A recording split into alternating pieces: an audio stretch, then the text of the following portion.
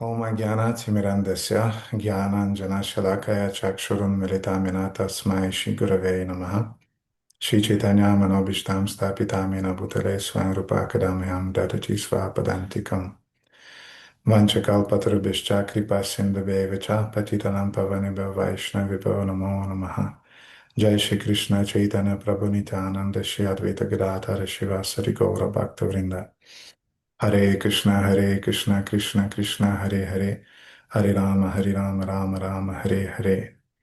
Gurave Gaura Chandraya Radhikaya Tadalaya Krishna Krishna Bhaktaya Tadbhaktaya Namo Namaha. Tvam Pita Tvam Chame Mata Tvam Bandhush Tvam Chadivata Samsara Pratibhudartham Tasmai Shri Gurave Namaha. So we are continuing with Gopal Tapani Upanishad. Today is the 16th lecture. Итак, мы продолжаем изучать Гопалтапани Упанишат, и сегодня у нас 16-я лекция. 16th lecture in the frame of this seminar. Это 16-я лекция в рамках этого семинара. And as I said last time, today we will start exploring some details about details in the verses of the second chapter of Gopal Tapani Upanishad. И как я говорил, сегодня мы будем изучать более подробно и в деталях стихи из второй главы Гопалтапани Упанишат. Last time when we met, we heard the whole story related by Shruti Devi about the encounter of the Gopis with Krishna and with Durvasa Muni. Когда мы встречались в прошлый раз, мы прослушали полную версию этой истории о том, как гопи встретились с Кришной и с Дурвасой. Эта история была поведана Шрути Деви. And I said that after relating the whole story, so that you will know, you'll understand the whole line of the story, then we'll go into details. И как я упоминал в прошлый раз, мы сначала послушали всю эту историю для того, чтобы вы понимали в целом, о чем она, а затем мы теперь будем углубляться в детали. And previous chapter of Gopal Tapani Upanishad was called Purva Tapani, which means technically it means half of the light, first half of the light. As you remember, the word Tapani means light. И первая часть, первая глава Гопалтапани Упанишад называется Пурва Тапани. И это переводится как половина света. Если помните, Тапани означает это то, на что проливается свет. Gopala Tapani Upanishad, or the Upanishad which is shedding light on Gopal. Гопалтапани Упанишад — это Упанишада, проливающая свет на Гопала. So the first chapter, Purva Tapani, was the first half of that light that was shed upon Gopal, upon Krishna. Итак, первая глава Пурва Тапани — это первая половина света, который пролился на Кришну. And now we are starting Uttara Tapani, which means the second half of the light shed upon Krishna or Gopal. А сейчас мы приступаем к изучению Уттара Тапани. Это вторая половина света, которая проливается на Кришну Гопала. And that's typical for the Upanishads because Upanishads are speaking a lot about the light, about the Jyoti, about the light which is the opposite of darkness. Это очень характерно для Упанишад, потому что в Упанишадах часто говорится о свете, о сиянии Джоти. And Upanishads often speak about the Jnana Dipa, the lamp of knowledge, which is illuminating our lives. И в Упанишадах также часто говорится про Гьяна Дипу. Это свет знания, которое освещает нашу жизнь. I think it's Brihadaranyaka Upanishad. Asatama Sadgamayo, Tamasima Jyotirgamayo, Mrityamam Amritam Gamayo. So Asatama Sadgamayo means lead me from the unreal Asat, lead me from ignorance, from illusion, lead me to the reality. Я думаю, что это Брихатараняка Упанишат, в которой говорится, «Веди меня от ложного истину, веди меня от тьмы к свету».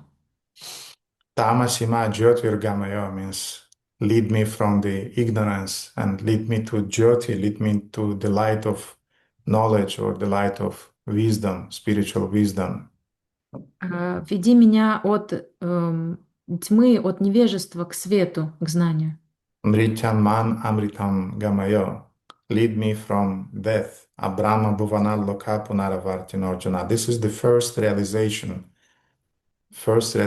we are supposed to have in our spiritual life, that Abrahma bhuvana loka punaravartin Arjuna. From the highest planetary system down to the lowest planetary systems, the whole universe is full of sufferings. И также там говорится, веди меня от смерти к бессмертию. Абрама Буванар Лука. Это первая реализация, которую получает живое существо, что все планеты от высших до низших исполнены страданий. Mamu Petyatu Kauntya Punarjanmana Videte, but one who is going to the spiritual world, to the Lord's abode, he never falls down again. Но тот, кто достигает обители Господа, никогда не падает и никогда не возвращается в эту обитель. Therefore, this appeal in the Brihadaranyaka Upanishad is the appeal to the spiritual master that please lead me from the world of mortality to the world of immortality. Lead me to the spiritual world, to Krishna's planet. Поэтому этот зов в этом стихе Упанишат, это зов к духовному учителю. Пожалуйста, приведи меня от смертного, из этого смертного мира, из этого мира тьмы, приведи меня к свету, приведи меня в духовный мир. Mhm. So that is the meaning of this Uttara Tapani, or the second half of light. Таково значение Уттара Тапани, то есть второй половины света. And Uttara Tapani starts with the first shloka, which says, Уттара Тапани начинается с первой шлоки, в которой говорится: Ekada hi vrajastriya sakamaha sarvarim ushitva sarveshwaram gopalam Krishnam uchire uvacha taha Krishna. Once the passionate coward woman of Raja spent the night with the coward Krishna, who is Supreme Lord of all. Однажды, охваченные любовным желанием, пастушки Враджи провели ночь с пастушком Кришной, который является Верховным Господом всего сущего.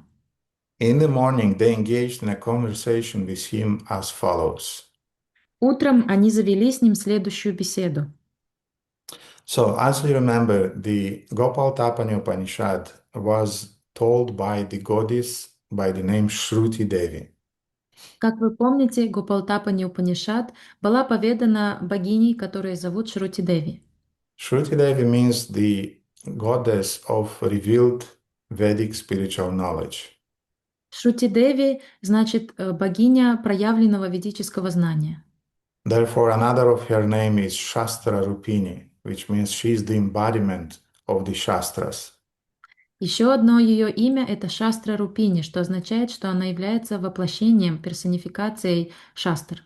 She is the personification of the four Vedas, she is the personifications of the Upanishads, Samhitas, Brahmanas, Aranyakas, and all other types of different Vedic texts.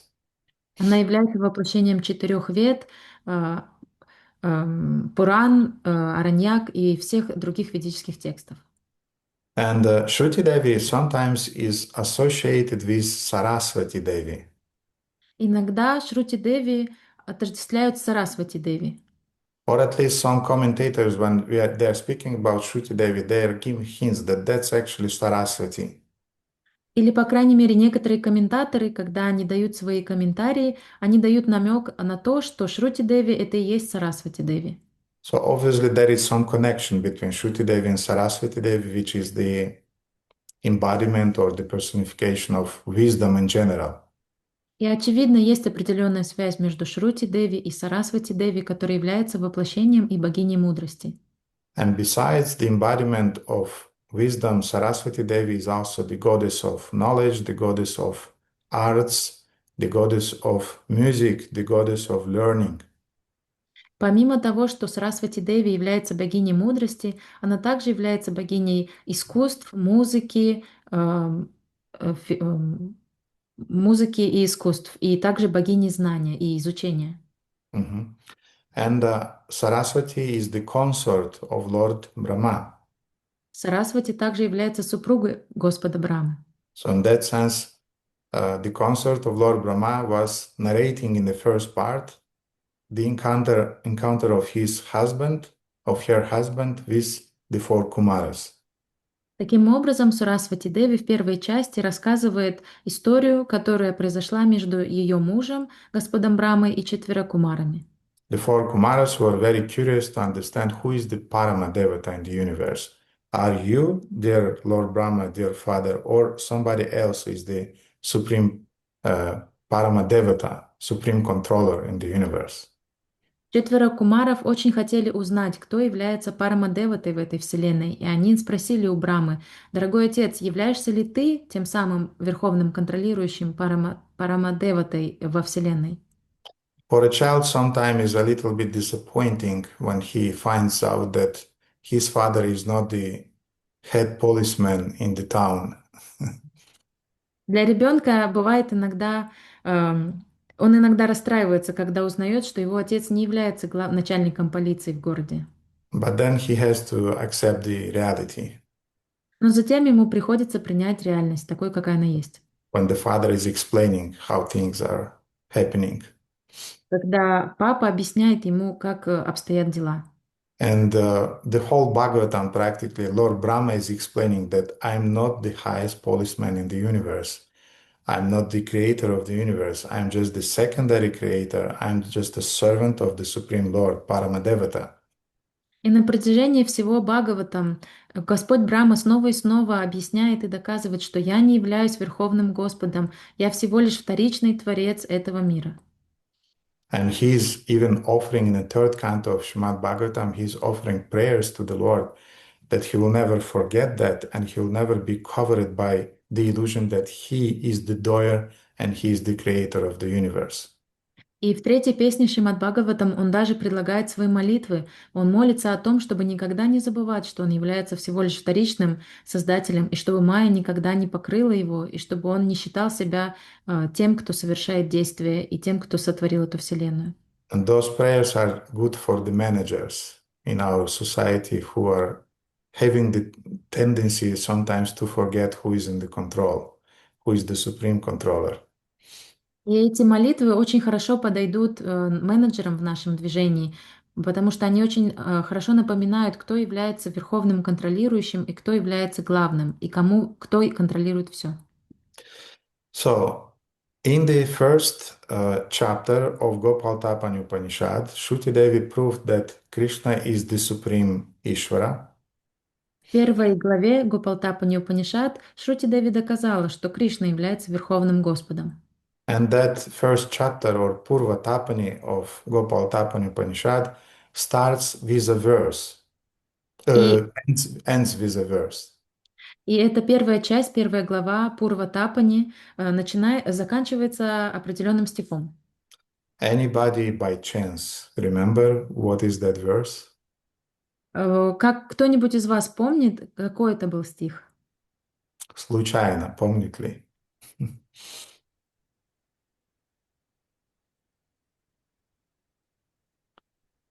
No hands today, ma. That's impossible. Ни одной руки. I thought that I have the privilege to have the association of the greatest pandits in the universe. Я думаю, что у меня есть величайшее благословение общаться с величайшими пандитами этой вселенной. But no hands today. Okay. Но So сегодня the нет. last verse of Gopal Tapani Upanishad of the first chapter, it was Tasmat Krishna Paradevo.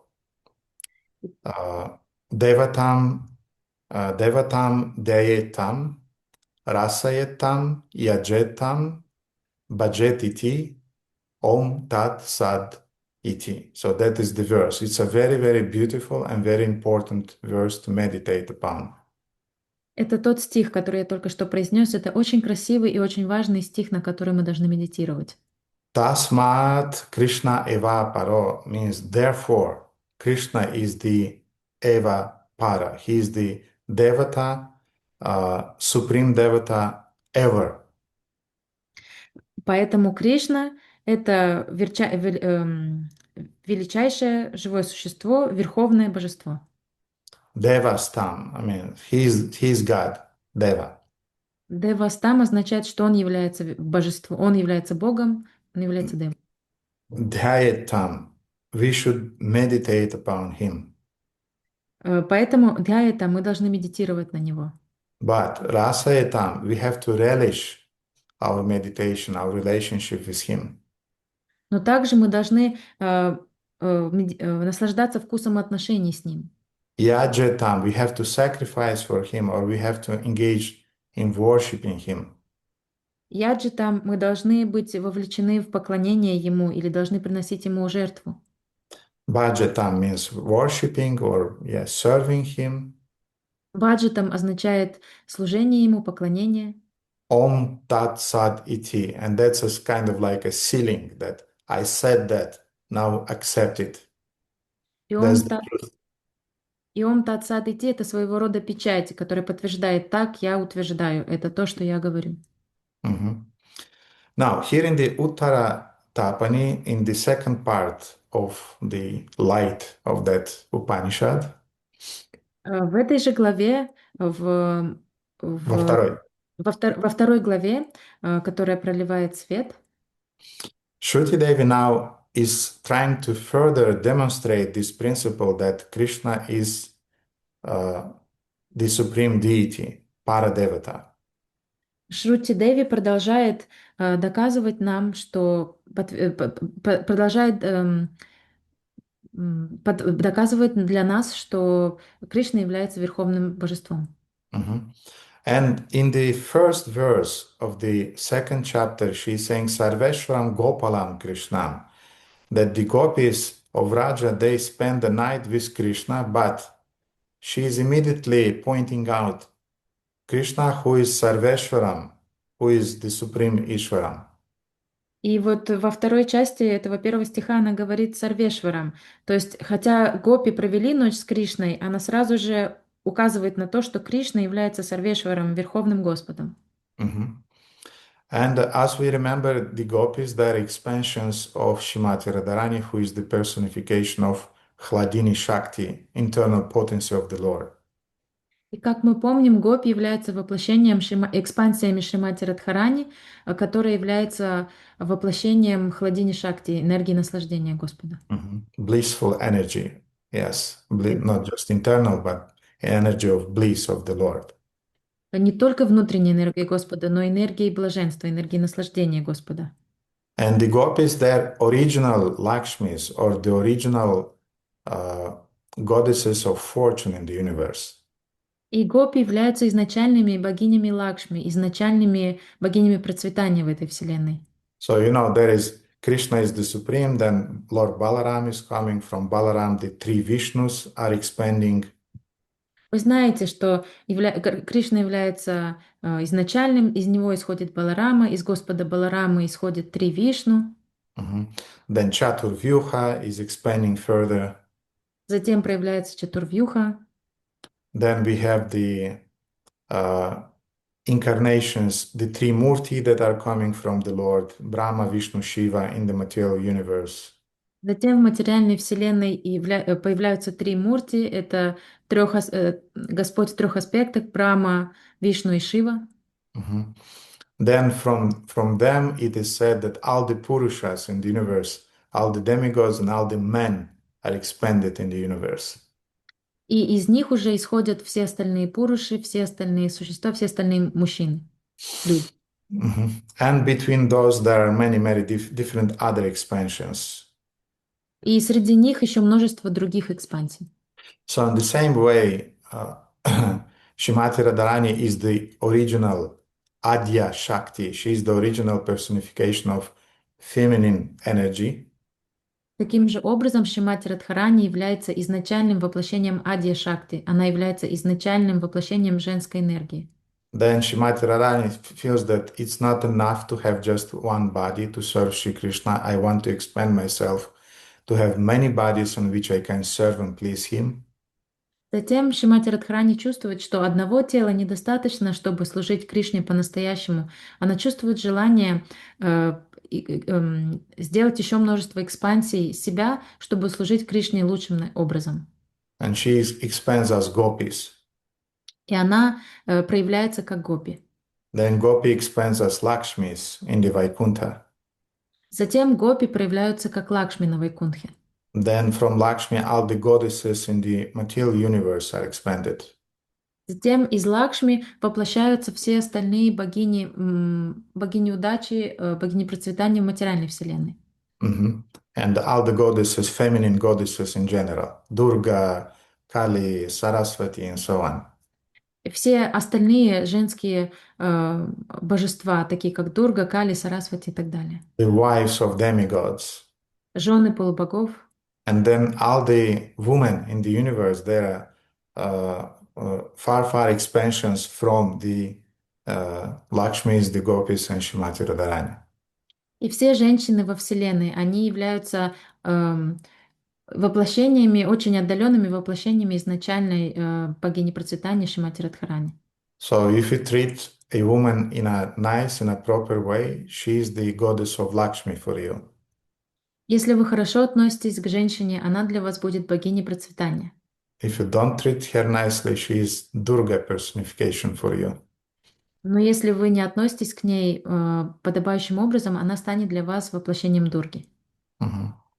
It's interesting that in the same way as Shrimati Radharani, she feels that she wants to expand in different other forms to serve Krishna even more, even better. Интересно, что так же, как Шримати Радхарани чувствует, что она хочет размножить себя в разные формы, чтобы служить Кришне лучше. Something in a similar way, the spiritual master is expanding through his disciples in order to do even more service for Shri Krishna and for his Gurudev. Что-то подобное делает также духовный учитель, когда он распространяет себя в форме своих учеников для того, чтобы сделать еще больше и еще лучше служение для своего Гурудева. And we have to feel blessed when we become such an instrument or such an expansion in the hands of our Gurudev. И мы должны чувствовать благословение от того, что мы можем быть этим инструментом в руках духовного учителя для того, чтобы служить. Mhm. Therefore, not we are the doers, but Guru Kripa Hi Kevalam. Everything we are doing by the mercy of the spiritual master. Поэтому мы не являемся теми, кто совершает действия, мы являемся всего гуру Крипа Хикевалам. Все происходит по милости гуру. Back to the Gopis. Возвращаемся к гопи. All of you, all devotees usually know that the first shloka of Brahma Samhita is Все преданные знают, что первая шлока Брахма Самхиты начинается как? it's not Sarva Dharma Parityaja, it's not Mahaprasadi Govinde, it's not Sharira Vityajal, then what is it? Если это не все эти мантры, то что это? Kaunteya or Trailokya Sundari, what is the first mantra of Brahma Samhita? Ishvara Parama Krishna Sachitananda Vigraha. Okay, Trailokya, you'll receive a double meal at the Sunday feast. В Трилоке ты получишь двойную порцию просада в это воскресенье. Now, who else want a double meal? Who is telling me what is the next shloka after Ishvarah Paramah Krishnah in Brahma Samhita? Кто еще хочет двойную порцию просада? Кто знает, какая следующая шлока из Брахма Самхиты? Дарья?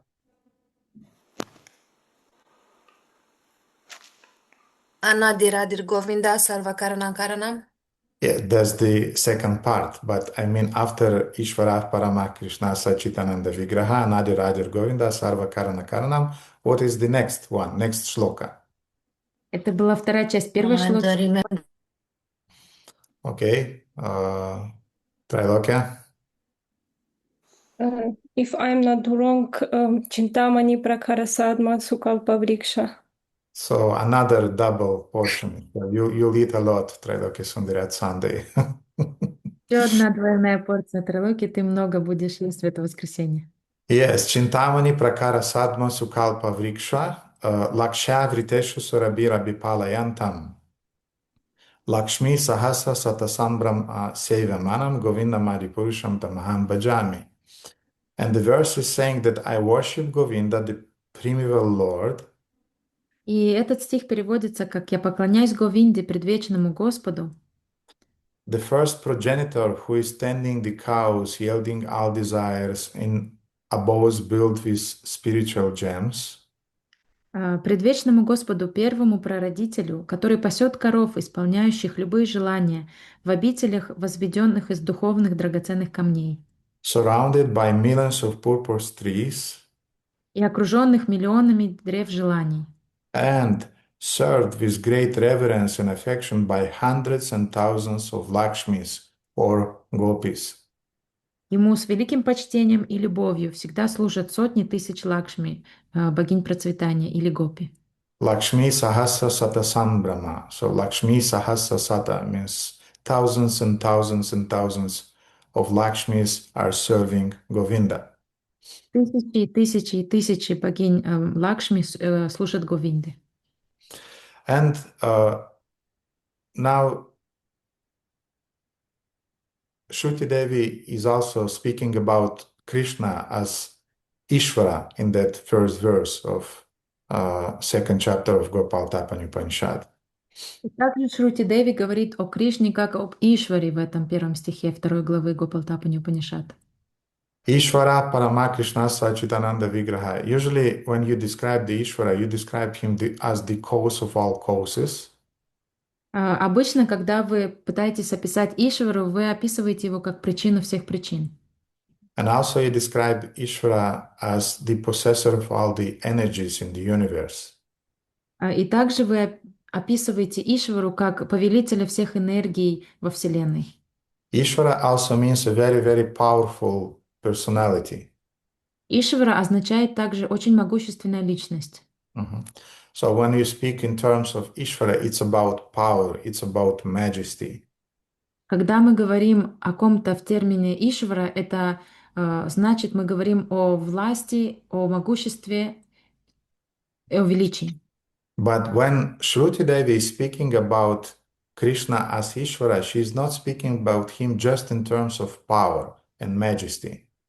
Но когда Шрути Деви говорит о Кришне как об Ишваре, она не говорит о нем только с точки зрения власти или великолепия. In the whole Gopal Tapani Upanishad, she's combining that yes, he is the all-powerful, but he is also all-charming Lord. На протяжении всего Гопалтапани Упанишад она объединяет эти два аспекта. Да, он является верховным повелителем, но он также самый верховный, чарующий, привлекающий. He is the personification of beauty. He is also the personification of affection. Он является воплощением красоты, он является воплощением привлекательности. Mhm. He is the infinite trying to get connected with the finite. Он бесконечный, пытающийся соединиться с тем, с конечными. But that connection is called lila.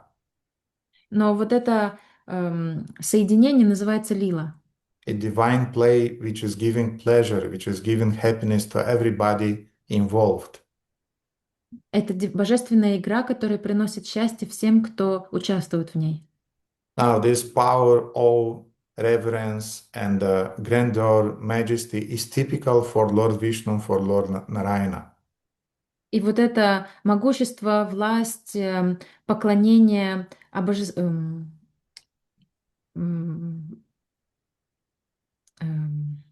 да, могущество, власти, поклонения, они присущи Господу Нарайне и Господу Вишну.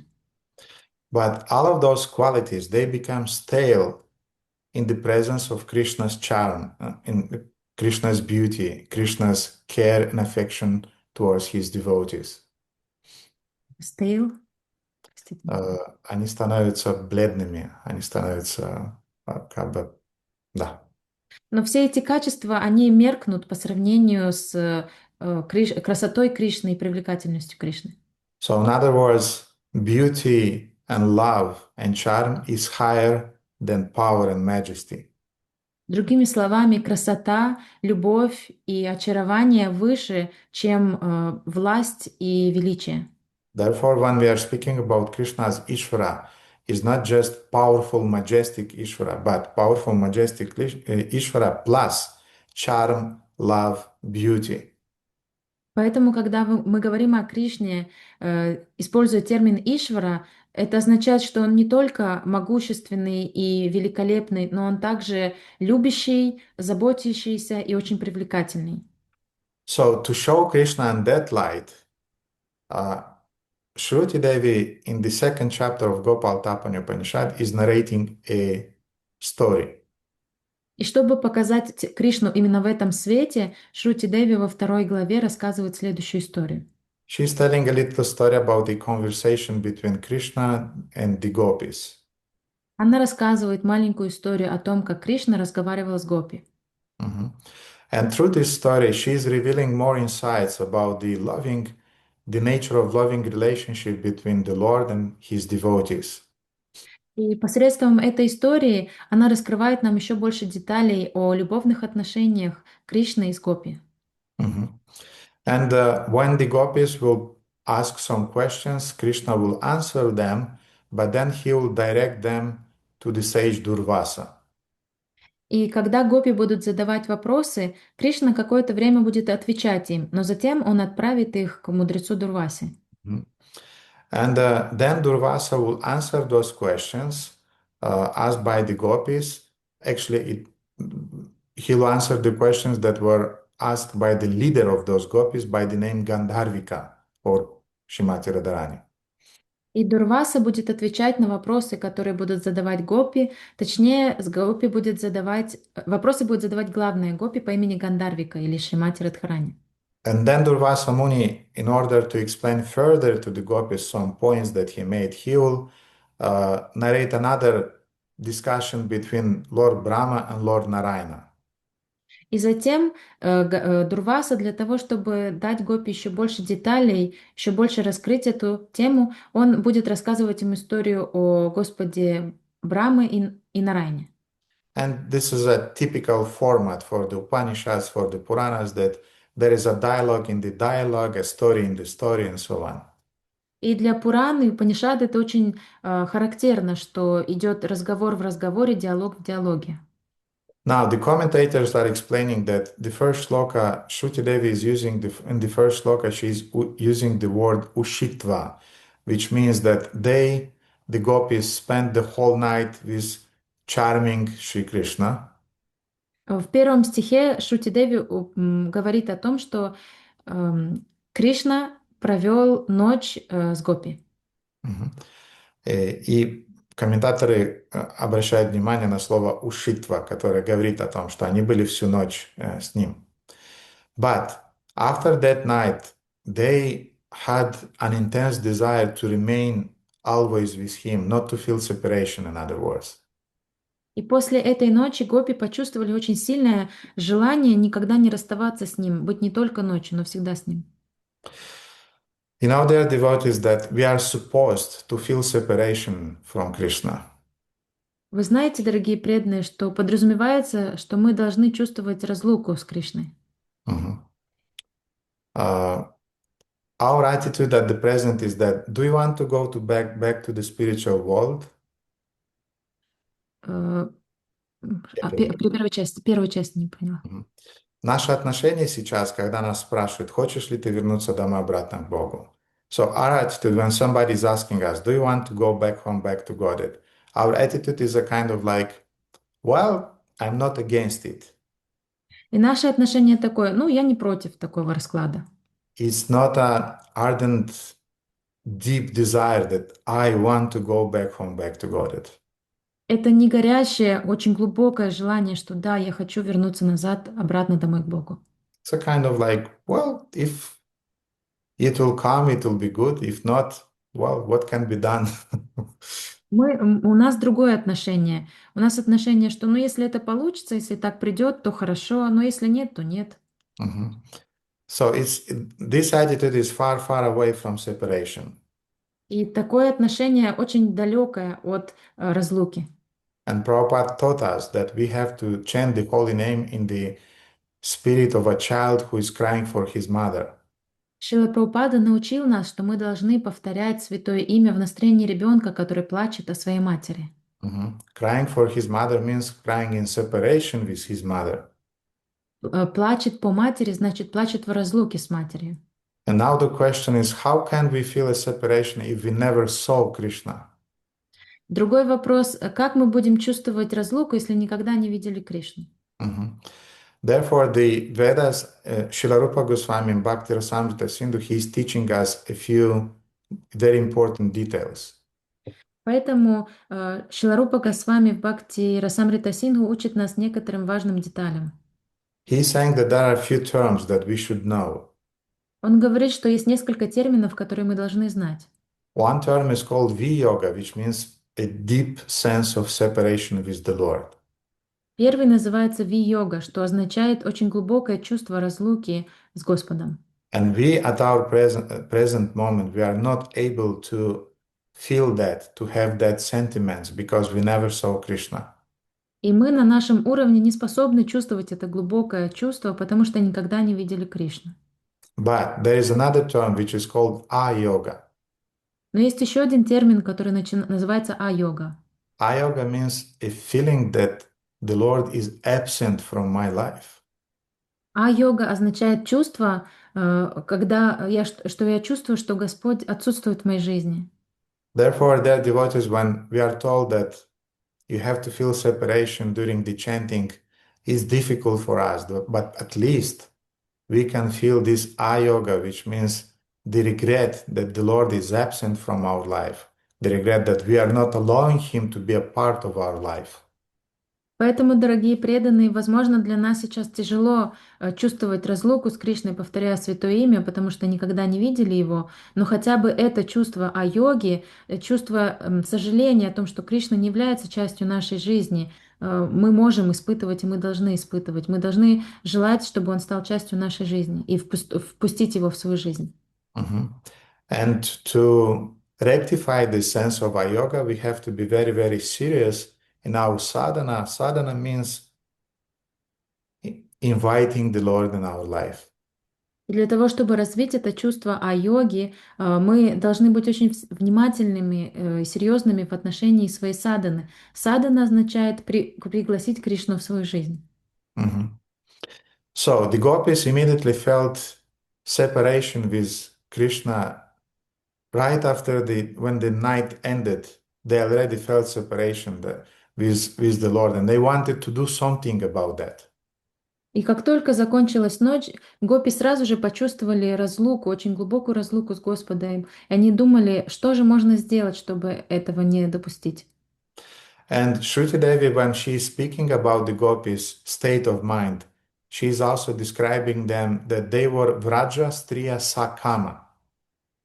Шрути Деви, когда говорит о гопи, когда она их описывает, она называет их термином Враджа Стрия Сакама. Vraja Striya Sakama means the women of Vraja who were Sakama. They had an intense desire to remain with the Lord. Это значит женщины Вриндавана, у которых было страстное желание Господа. And Sakama also is translated sometimes as passionate love. Сакама также иногда переводится как пылкая любовь. Obviously, we don't have now the passionate love towards the Lord. Очевидно, у нас сейчас нет пылкой любви по отношению к Господу. We are the greatest impersonalists. I mean, we don't feel anything. The Lord is not there, and okay, what can be done? Мы величайшие имперсоналисты, мы не чувствуем ничего. Господа нет в нашей жизни, а мы говорим, ну и что поделать теперь? Therefore, when Shruti Devi is describing the Gopis, she is hinting about their state of mind, that they cannot find a place without Krishna. Поэтому, когда Шрути Деви описывает гопи, она намекает на их сознание, на их образ мысли, что они не могут найти себе место без Господа. And the word kama often is translated as passionate love, as longing. Слово кама часто переводится как пылкая любовь, страстная любовь, желание. Mhm. Yes, longing, wish, desires, all this is implied in the word kama. Все эти вещи включены в слово кама. Mhm. But kama, as we know, has another meaning, which means sexual desire. Но у камы также есть другое значение, что значит как сексуальное желание. And this sexual desire then expands in the form of different other types of desires. И это сексуальное желание принимает различные другие формы желаний.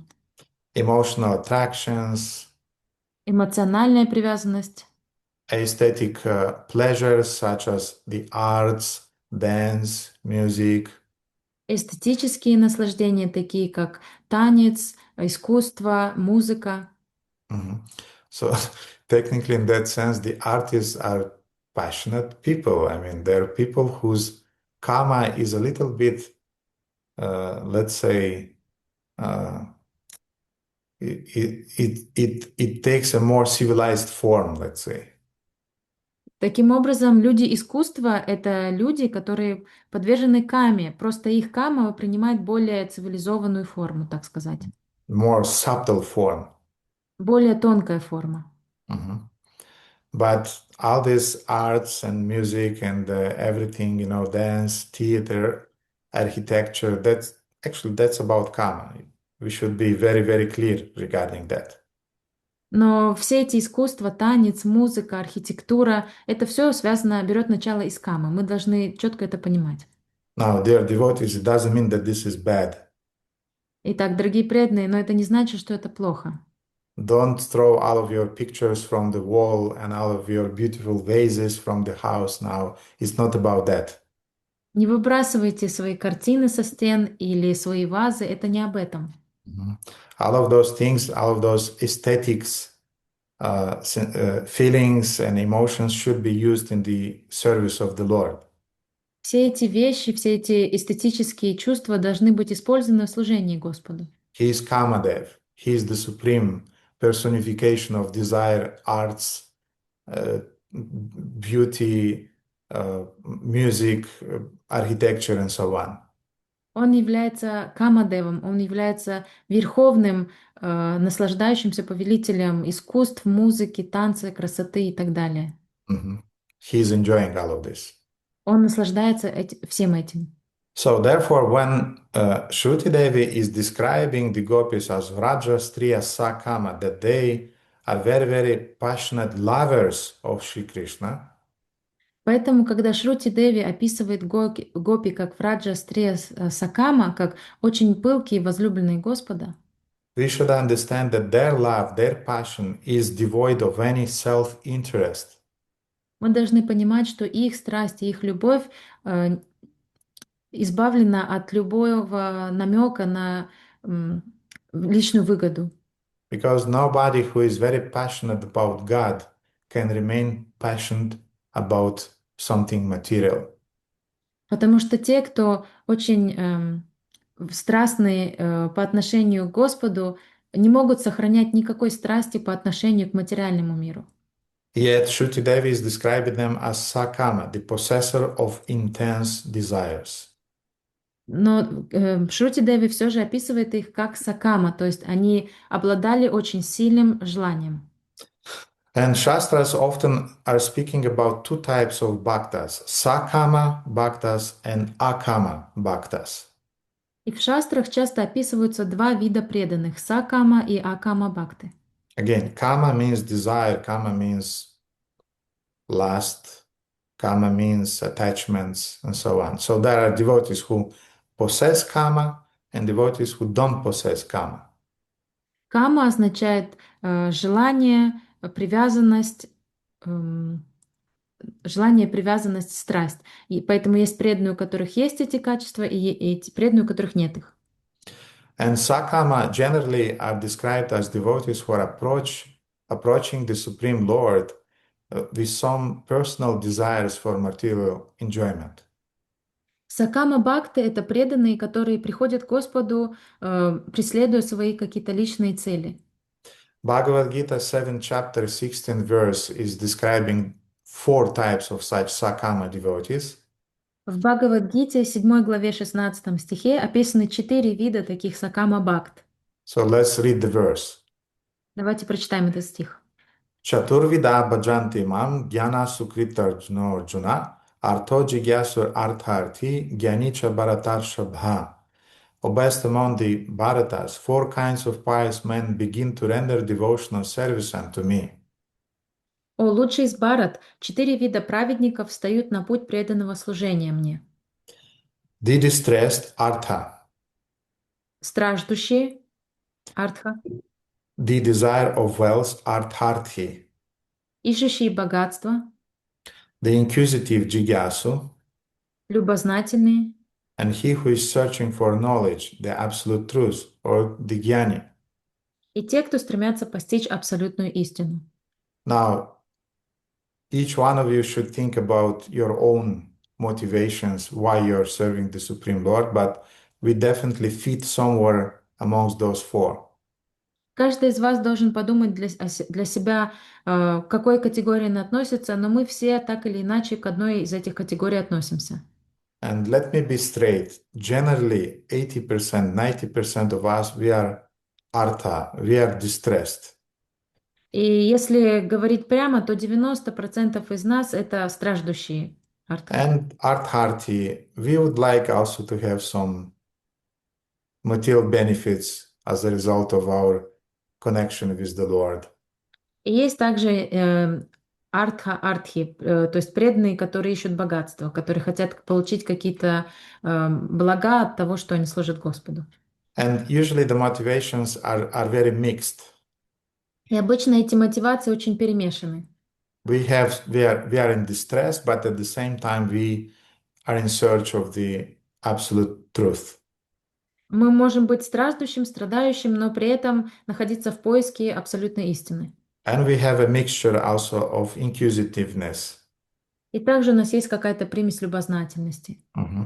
So those are the Sakama devotees.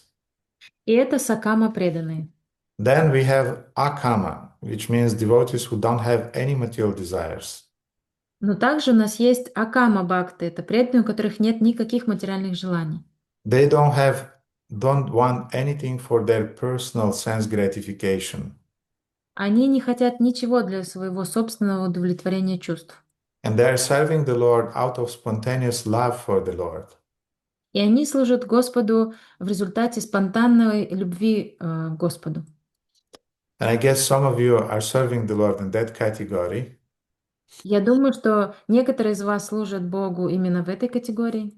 And those of you who do, can you please tell me what is the proof that a Akāma devotee is really a Akāma devotee who is serving the Lord without any material ambitions, without any material motivation, personal motivation for sense gratification? И те из вас, кто являются такими преданными, скажите, каков показатель, что на самом деле преданный является акама и что у него нет никаких материальных желаний в служении Господу? So what do you think they're devotees? What is the proof that somebody is really Akāma, a Akāma devotee? He doesn't have any personal material ambitions, material attachments, personal issues. Дорогие преданные, как вы думаете, каким является доказательство того, что настоящее доказательство того, что преданный является акама, что у него нет личных амбиций, личных желаний? Nikunja Devi. Харе Кришна, дорогой Гурудев.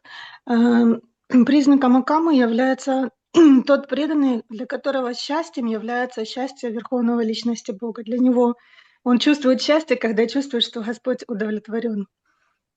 That's a very good answer.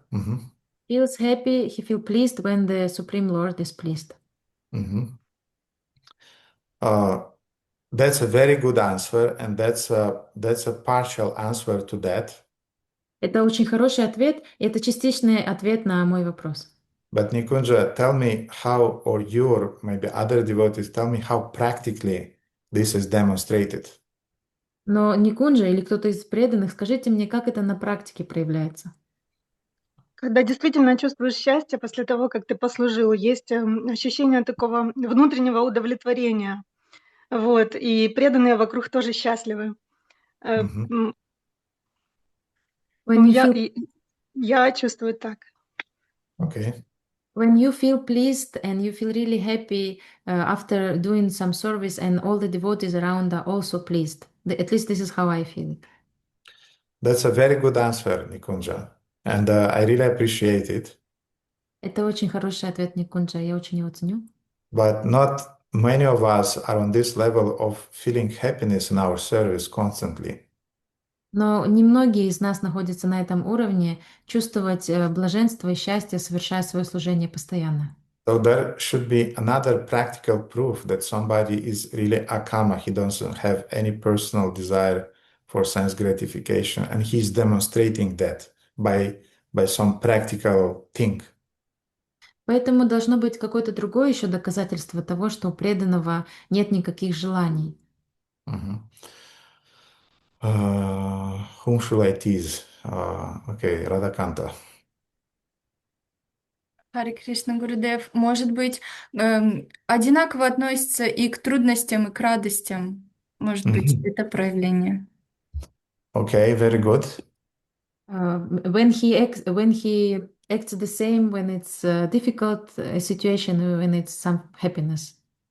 Alina also wrote that when a devotee is not disappointed if something is going wrong, he is not very happy, he is not attached to the fruits of his activities. Yes, that's good.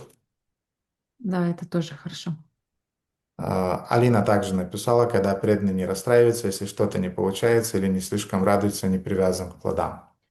That are good answers. Это все хорошие ответы.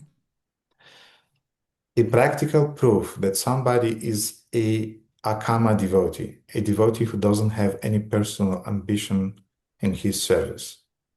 Практическим доказательством того, что преданный является Акама Бхакти, у него нет личных мотиваций, личных желаний в своем Mhm. служении. As Nikunja Devi said, he is happy in his service, Как Никунджа уже сказала, да, он счастлив в своем служении. but even in the situation when there is a severe pain coming to him or to her, he is never rebellious towards the Lord, and even when he or she is in danger, he is not asking the Lord for the material relief. Но доказательством также является то, что даже во времена, когда он чувствует большую боль, он не оставляет свое служение, и даже в сложных ситуациях он не просит и не молится Богу о том, чтобы улучшить эту ситуацию, о том, чтобы материально изменить что-то. He is asking only to remain fixed in his service. Он просит только о том, чтобы оставаться сосредоточенным на своем служении. Mhm. So that's the difference. And this is a subtle thing. И в этом и разница, и это очень тонкая вещь. Mhm. And yes, of course, we are not on that level now, but if we will not hear about that, we will never come to that level. И, конечно же, мы не находимся на этом уровне, но если мы не будем слушать об этом, то мы никогда к этому уровню не придем.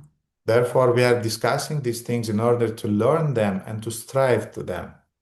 Поэтому мы обсуждаем эти вещи для того, чтобы учиться им и для того, чтобы стремиться к ним. A Akāma devotee, when he is suffering, he is accepting it as Lord's grace. Акама преданный, когда он страдает, он принимает это как милость Кришны. And who knows the verse which is describing this mentality? Кто знает стих, который описывает это умонастроение? Shamsundara, for sure you know that verse, and I'm very happy. Vraj Mohan, please.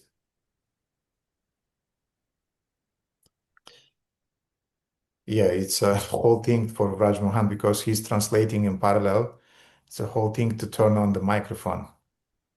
But Vraj please, Mohan. Tenu kampam shamikshmano punjana evatma pitam vipakam Hridva, hridvagva purbi namaste Vidadhan Namaste, namaste jiveta mukti sada Jiveta Mukti Pade, Sadaya sadaya Bhak. bhak.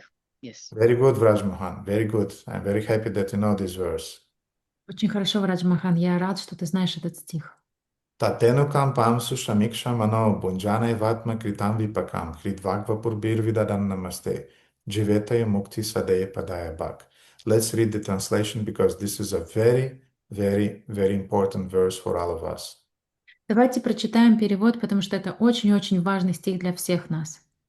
So these are the words of Lord Brahma who is saying to the Lord.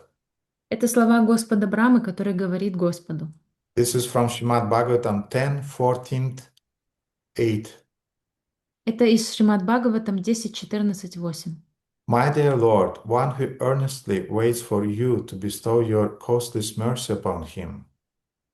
О мой Господь, тот, кто смиренно ждет Твоей беспричинной милости, All the while patiently suffering the reaction of his past misdeeds and offering you respectful obeisances within his heart. терпеливо снося последствия своих прошлых грехов и выражая Тебе почтение всем сердцем, Words and body is surely словом, eligible for liberation.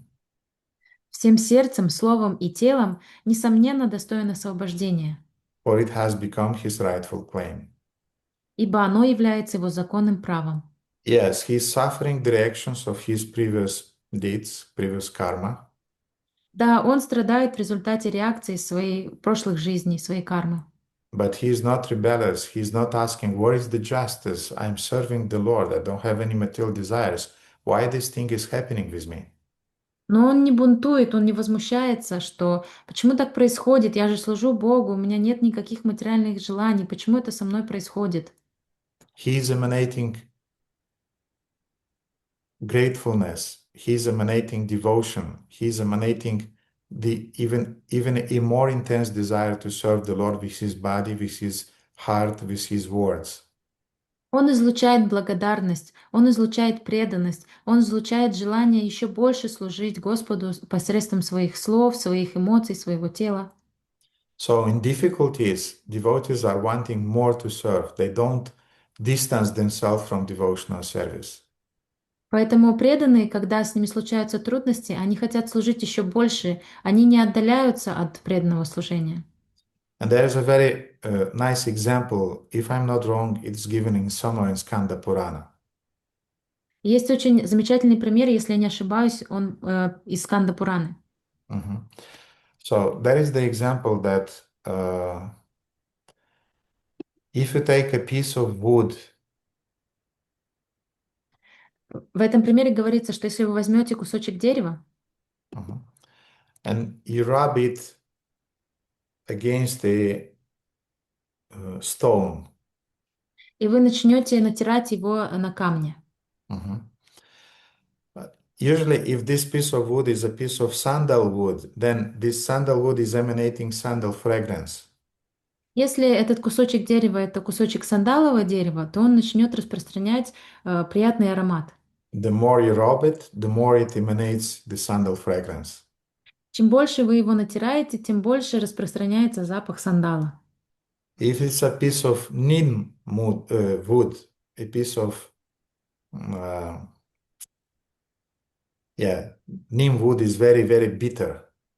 Но если это кусочек дерева нима, который очень горький, Then this neem flavor is emanating. то тогда будет распространяться запах дерева ним, который горький. I have here a piece of tulasi wood. Also, if you rub the tulasi wood, you feel the fragrance of tulasi.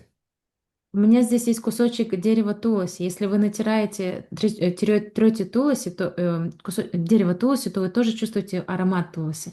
So, in other words, what's inside by rubbing is coming outside.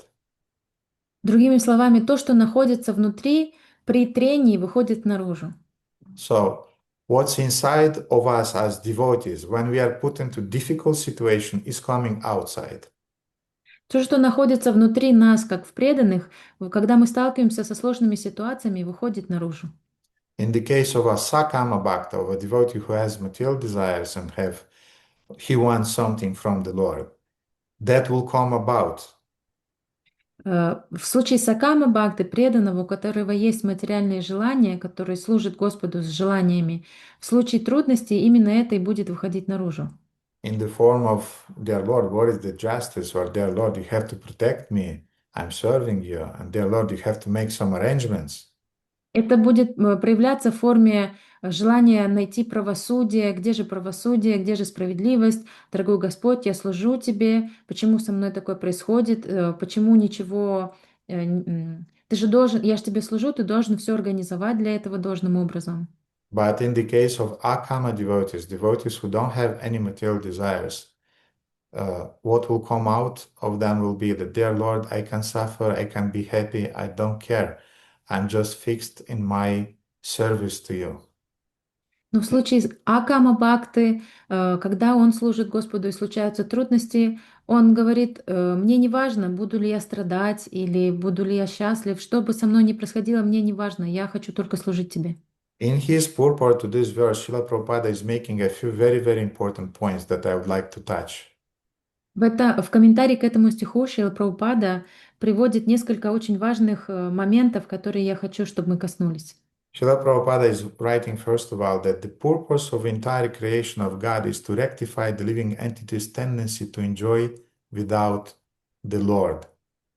Шрила Прабхупада пишет, основная цель, с которой Бог создал материальный мир, устранить в живых существах стремление наслаждаться независимо от Бога. So the material world is not meant for our enjoyment. Материальный мир не создан для нашего наслаждения. It's created to relieve us from this desire to enjoy and to exploit the material world. Он создан для того, чтобы избавить нас от желания наслаждаться и эксплуатировать материальный мир. Then Prabhupada is writing, although a devotee has surrendered to the Lord's devotional service until he is completely perfect in Krishna consciousness, he may maintain a slight inclination to enjoy the false happiness of this world. Дальше Шрила Прабхупада пишет, несмотря на то, что преданный посвящает все свои силы служению Господу, до тех пор, пока он не обрел совершенное сознание Кришны, в его сердце может оставаться некоторая склонность наслаждаться ложным счастьем этого мира. Who amongst you like some sightseeing, Кому, traveling to different countries, to Bali, for example, Indonesia, or to South India? кому из вас нравится путешествовать, ходить на экскурсии, например, на Бали или в Южную Индию? Or some Izmir in Turkey, Или Измир в Турции? or some other beautiful parts of Greece, Mediterranean Sea? Или какие-то красивые места в Греции, на Средиземном море? I'm not speaking about now obvious material desire to enjoy beautiful clothes, good food, good music. Я сейчас даже не говорю о очень очевидном желании наслаждаться едой, хорошей одеждой, музыкой, Or to have a good bank account. или иметь хороший счет в банке. So we have all of those. У нас все эти желания есть. And Krishna is aware about them. И Кришна знает о них. And he is on our case. He is trying to rectify that, because if we will remain with those desires, we'll have to take birth again. И он об этом заботится. Он понимает, что если у нас эти желания останутся, нам придется снова принять рождение в этом мире. And Prabhupada is writing further in his purport. И Прабхупада дальше пишет в своем комментарии. The Lord therefore creates a particular situation to eradicate this remaining enjoining spirit. Чтобы устранить этот дух наслаждения, Господь ставит своих преданных в особые ситуации. This unhappiness suffered by a sincere devotee is not technically a karmic reaction. Страдания, которые испытывает искренний преданный, по сути дела не являются кармическими последствиями его поступков. It's a kind of like Krishna karma, our karma, but in hands of Krishna. Это своего рода Кришна-карма. Это наша карма, но в руках Кришны. So Krishna is using our karma to give us a lesson. Кришна использует нашу карму, чтобы преподать нам урок.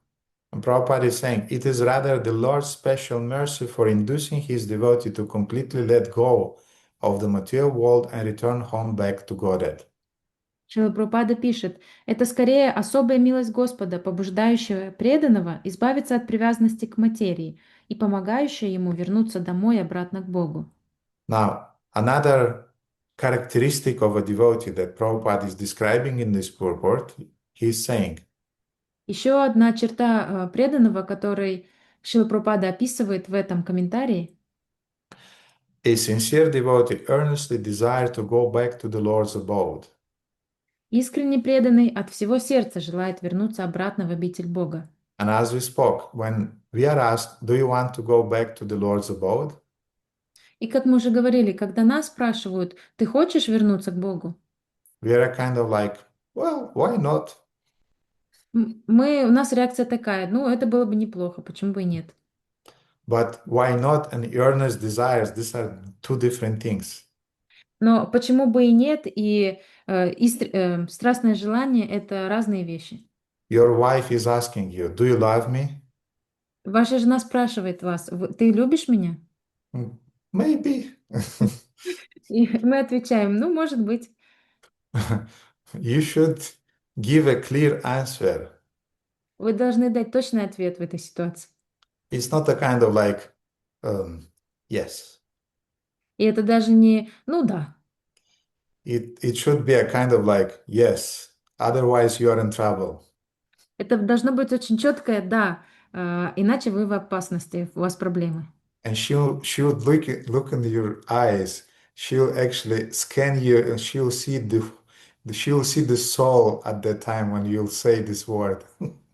Она посмотрит вам в глаза, она вас просканирует до самой души, когда вы будете отвечать на этот вопрос. So it should be a very, very firm yes. Это должно быть очень уверенное «да».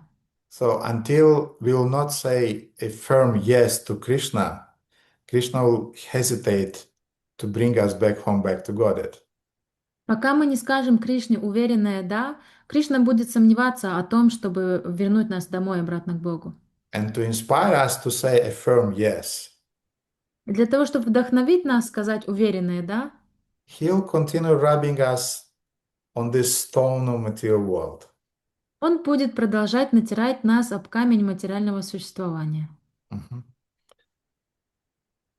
Prabhupada further is saying, therefore, he willingly accepts the Lord's merciful punishment and continues offering respect and obeisances to the Lord with his heart, words, and body.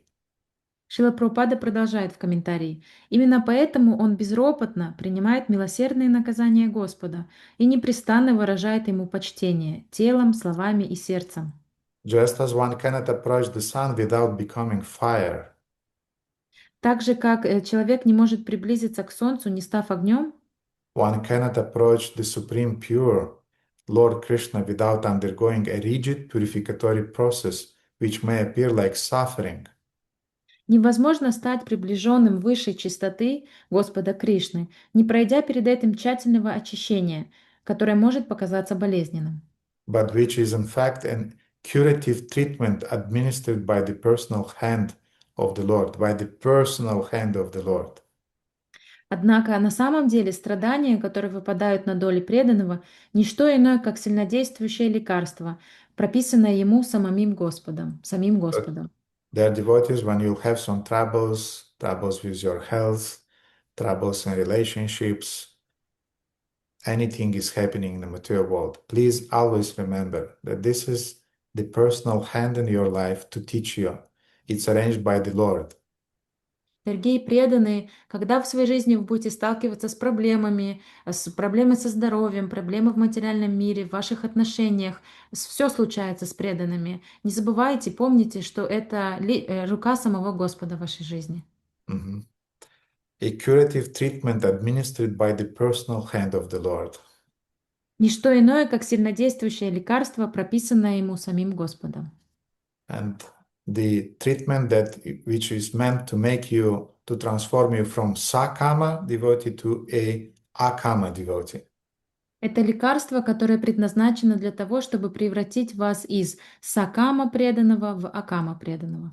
Now, the Gopīs externally, they are Sakama. They have intense desire to enjoy with the Lord. И внешне кажется, что гопи являются сакама преданными. У них очень интенсивное, сильное желание Господу. But internally, they are totally Akāma devotees. They don't have any personal desire. Но внутри они являются акама, полностью акама преданными, потому что у них нет ни единого материального желания или амбиции. And there is a purport in the second canto of Srimad Bhagavatam, chapter 3, verse 10. И также есть комментарий во второй главе, во второй песне Шримад Бхагаватам, 3 главе, в 10 стихе, Where Srila Prabhupada is explaining exactly that point. где Шрила Прабхупада объясняет именно этот момент. Mhm. And dear devotees, I want to repeat this thought Дорогие преданные, я хочу повторить эту мысль. that I understand that things that we are discussing here sometimes they sound very, very elevated, that this is definitely not our level. Иногда вещи, которые мы обсуждаем здесь, кажутся нам недостижимыми, что это очень-очень высокий уровень, нам далеко до этого. But if we'll not hear about that high elevated level of devotions, we'll even not develop a desire to achieve it sometimes. Но если мы не будем слушать об этом возвышенном уровне преданности, у нас не разовьется желание достичь его однажды. The more we are listening about this degree of total dedication in the service of the Lord, the more we develop an earnest desire to achieve that level. Чем больше мы слушаем об этом горячем желании достичь немотивированного служения, полного предания, тем больше мы будем развивать стремление к нему. And the best example of pure devotion is the Gopīs.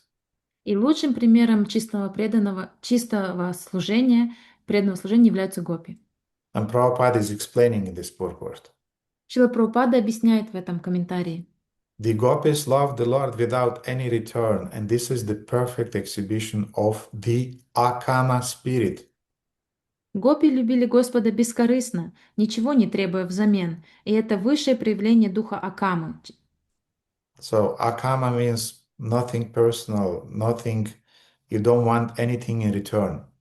Акама означает нету никаких личных корыстных желаний, вы ничего не хотите взамен.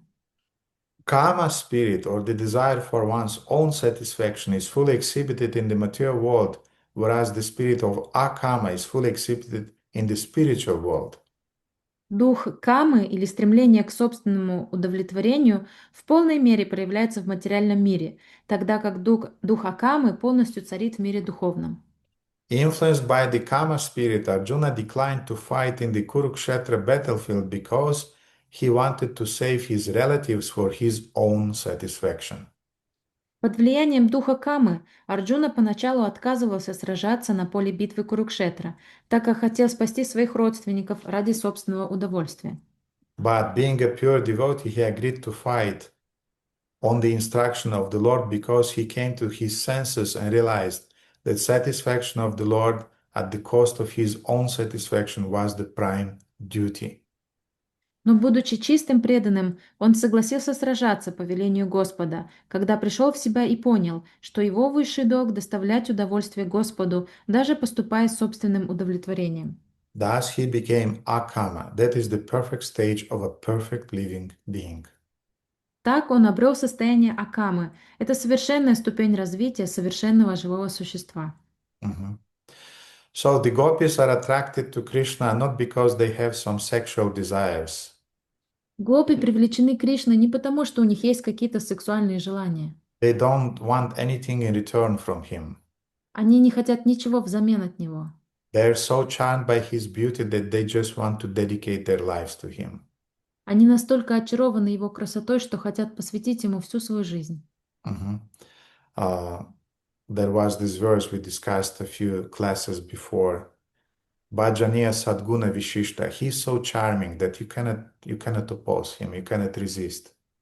Этот стих мы обсуждали некоторое время назад, что он настолько очарователен, что вы не можете противостоять этому. So, under his enchantment, the Gopis spent a night with Krishna. Итак, находясь под влиянием его очарования, гопи провели с Кришной ночь. And they became anxious that they will lose his association and they wanted to remain in his company. И они забеспокоились, что потеряют общение с ним, и захотели навечно оставаться в отношениях с ним. And they wanted to do something about that. И они захотели что-то для этого сделать. And thus we come to the second verse, second shloka of Gopal Tapani Upanishad, second chapter. Итак, мы переходим ко второму стиху второй главы Гопалтапани Упанишад. Gopis asked Shri Krishna, Гопи спросили Кришну, Anu kasmai brahmanya bhakshyam datatvyam bhavati. The Gopis said, to which brahmana should food be given? Гопи спросили, какому браману нужно подносить еду? Now, dear devotees, why the Gopis are asking Krishna this question in the light of their desire to remain ever united with him? Think about it and think what would be the answer. А теперь, преданные, задумайтесь, почему гопи задают именно этот вопрос в контексте того, что они хотят вечность оставаться с Кришной. Каков будет ответ на этот вопрос? To which brahmana should food be given? Какому браману нужно подносить пищу? Baladeva? I was thinking that they want to spend more time with Krishna, and thus they are asking him questions about things that are pleasant or dear to him in order to attract him to discuss and stay with them. And brahmanas are very dear to Krishna's heart. So brahmanas are very dear to Krishna and they wanted to serve brahmanas to please Krishna. Yeah, and to engage in discussion about it, which is pleasant for Krishna. And engage in discussion, which is pleasant for Krishna. Okay, that's a good answer. Not a complete answer, but a good one. Good start, good beginning. Баладева Прабху сказал, что так как гопи знают, что Кришне нравятся браманы, он любит браманов, они начинают разговор и хотят говорить о браманах, чтобы Кришна оставался дальше в разговоре с ними. Это хороший ответ, это хорошее начало для этого ответа. Chandramala, you had your hand raised. Would you like to say? I wanted to say the same, similar thing. Okay. Radhakanta? Ну, тапос — это же валюта во Вселенной, и, может быть, они решили, что, нужно что-то заплатить, чтобы, их желание удовлетворить. И, соответственно, надо кормить браманов. Вот каких браманов лучше всего кормить, чтобы, на выходе было лучше всего? Как-то так. Very practical answer. Они знали, they knew that tapas is a universal currency, so they was asking to whom they should perform. They were thinking to perform tapasya, and they was asking to whom they should offer food in order to get this universal currency, in order to get more of the merits, spiritual merits. Yes, as I said, it's a very, very practical answer. Как я сказала, это очень практический ответ. Who else would like to say? What do you think about that? Кто еще хочет сказать, что вы думаете по этому поводу? Why Gopis wanted to feed a brahmana? Почему гопи хотят накормить какого-то брамана?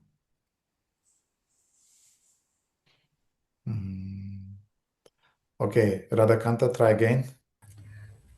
Спасибо, Гурудев, мне сейчас в голову пришло. Может быть, им нужно было, простите, практично тоже, им нужно было как-то задобрить брамана, чтобы этот умный браман сказал им, что им нужно сделать, чтобы продлить, общение с Кришной. They were thinking that they need advice of a brahmana and help of a brahmana, so they was thinking how to please, and they decided that feeding will please a brahmana, and he will give them the solution how to stay with Krishna longer. Radhakanta, you came even closer to the right answer, so it just a little bit remained. Радаканта, вы еще ближе придвинулись к правильному ответу. Осталось совсем чуть-чуть. Джива Госвами. Харе Кришна, дорогой Гурудев. Возможно, через какого брамана Кришна получает пищу, получает удовольствие, принимая пищу. Maybe it was about through which brahmana Krishna is accepting food. Yeah, that's there, definitely. That's also a part of right answer, but it's not the full answer. Это все части правильного ответа, но это не полный ответ. Alina is writing, чтобы задобрить брамана. I don't know how to say it in English. Задобрить. Lina is saying to please a Brahmana, to... Okay, so we are pleasing a Brahmana. Then what's happening when we are pleasing a Brahmana? Итак, мы удовлетворяем мы удовлетворяем Брамана. И что происходит потом? How we get that currency about which Radhakanta was speaking? Как мы получаем ту валюту, о которой говорила Радаканта? So Alina already wrote, we receive a blessing. Мы получаем благословение, как написала Алина. So we want blessings of devotees. We want the blessings of Brahmanas. We are feeding Brahmanas. We are serving Brahmanas. And how we are sure that they're pleased, they're giving their blessings. Итак, мы хотим получить именно благословение от браманов. Мы служим браманам, мы кормим браманов, и мы стремимся к тому, чтобы мы стремимся, чтобы это все привело к тому, что мы получим благословение от брамана. So the Gopis had a problem, separation with Krishna. У Гопи была проблема, это разлука с Кришной. As I said, we don't have this problem now. Как я сказала, у нас этой проблемы нет сейчас. We are quite okay without Krishna. Нам совсем даже и неплохо без Кришны. Our problem is that Krishna sometimes is interfering in our affairs here in the material world. That's our problem. У нас другая проблема. У нас проблема в том, что Кришна вмешивается в наши дела здесь, в нашем материальном мире. And usually we are asking him, Krishna, I understand that you want me to surrender, but not so fast, please. И у нас такая реакция, что Кришна, я понимаю, что ты хочешь, чтобы я предался к тебе, но можно не так быстро, пожалуйста. So that's the nature of our problems in material world. У нас в материальном мире вот такого вида проблемы. But the Gopis had another problem, that they didn't want to become separated with Krishna. They wanted to solve that. Но у Гопи была другая проблема. Они не хотели разлучаться с Кришной, и они хотели это как-то решить. And they were ready to use any means to solve that problem. И они были готовы использовать любое решение, чтобы избавиться от этой проблемы. Inclusively the proper cultural means that was appropriate at that time in that historical segment of time. В том числе они были готовы принимать решения, которые были, принимать какие-то советы, способы решить проблему, которые были характерны для того времени, для того места и для той культуры. And that was a proper cultural thing. If we want to achieve some means, go and feed some Brahmana and receive his blessings. And that's how you achieve the satisfaction of your desires. И это было нормально в этом контексте, в этой культуре, что если ты хочешь чего-то достичь, иди и накорми брамана, ты получишь благословение и сможешь достичь того, чего хочешь. So that was as Radhakanta said, that was the currency in the universe. You want to buy something, you need money. Как Радхаканта сказала, что это валюта, которую тогда использовали. Если ты хочешь что-то купить, тебе нужны деньги. You want to achieve something, go and satisfy Brahmanas, Vaishnavas, they're blessing you and things are happening. Вы хотите чего-то достичь, идите и служите браманам, вайшнавам, они благословят вас, и у вас все получится. So Krishna replied to that question. Кришна ответил на этот вопрос. Durvasa iti, go to Durvasa. Идите к Дурвасе. In other words, Durvasa has so much power and tapas, spiritual energy, that his blessings will be not just temporary, but he will give you an eternal blessing. Другими словами, Дурваса обладает таким могуществом и такой силой аскезы, что его благословение будет не просто временным, его благословение позволит вам решить эту проблему навсегда. And now we have a purport from Prabodhananda Saraswati, who paraphrased Krishna's thoughts as he answers the Gopis. И у нас есть также часть комментария Прабодхананды Сарасвати, который перефразирует мысли Кришны. And he is saying, on the pretext of offering food to Durvasa, I am sending the Gopis to him. Он думает, под предлогом предложения пищи Дурвасе я посылаю гопи к нему. However, Durvasa will explain to them the nature of their desired perfection in life.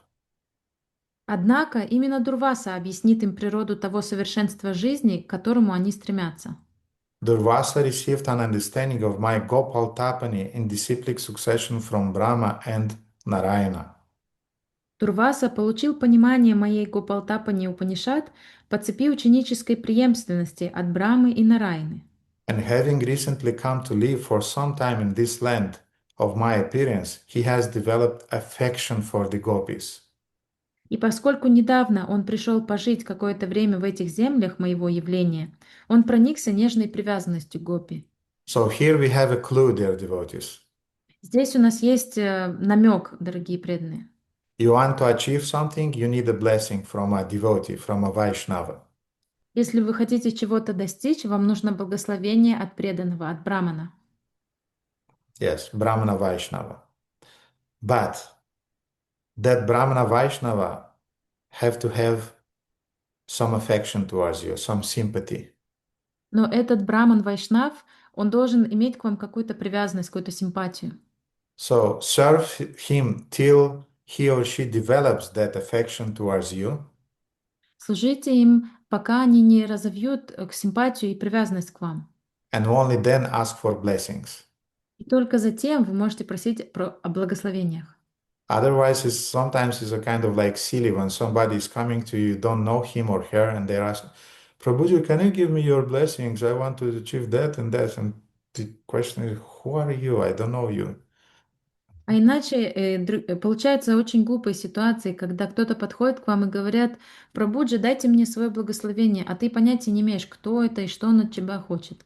So first develop a relationship, satisfy the person, acquire trust in you, and then you can ask the blessing, humbly. Вначале развивайте отношения, служите преданным, заполучите доверие, их доверие, чтобы они могли вам доверять, и только затем вы можете у них что-то просить. Krishna also thought, Кришна также подумал: he, Durvasa, is well known for being outspoken, so he is sure to tell them exactly what they need to know.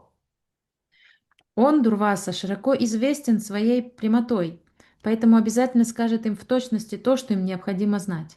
Therefore, it is desirable that they be instructed by no one but him, Durvasa.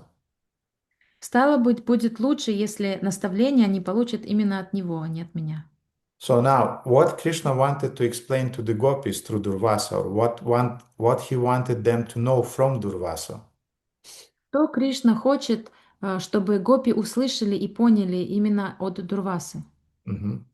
Krishna used that situation to teach the Gopis, but also to teach the whole world, to teach a very important lesson. Кришна использовал эту ситуацию для того, чтобы преподать урок гопи, но и также, чтобы показать всему миру урок. He wanted to demonstrate to teach the principle, a principle that is described in the 10th canto of Srimad Bhagavatam.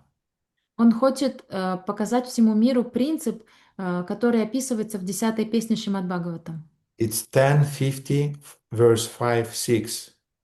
Это 10-я песня, 50 глава, стихи 5 и 6. Chintayam asha Bhagavan Hari Karana Manushaha. Although Lord Krishna is the Supreme Personality of Godhead, is the original cause of this world, when he descends to the earth, he played the role of a human being. Господь Кришна – верховная личность Бога, изначальная причина мироздания, но придя на землю, он играл роль обычного человека. And he played that role so nicely И он играл эту роль настолько хорошо, that nobody understood Krishna's divine nature.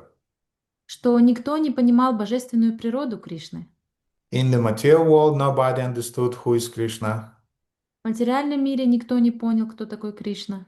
And even in Vrindavana, nobody understood the godhood of Krishna. They perceived Krishna as a ordinary covered, a charming, very attractive, very beautiful, but yet just an ordinary coward boy. И даже во Вриндаване никто не понимал божественности Кришны. Они воспринимали его как очень привлекательного, очень очаровательного, но пастушка.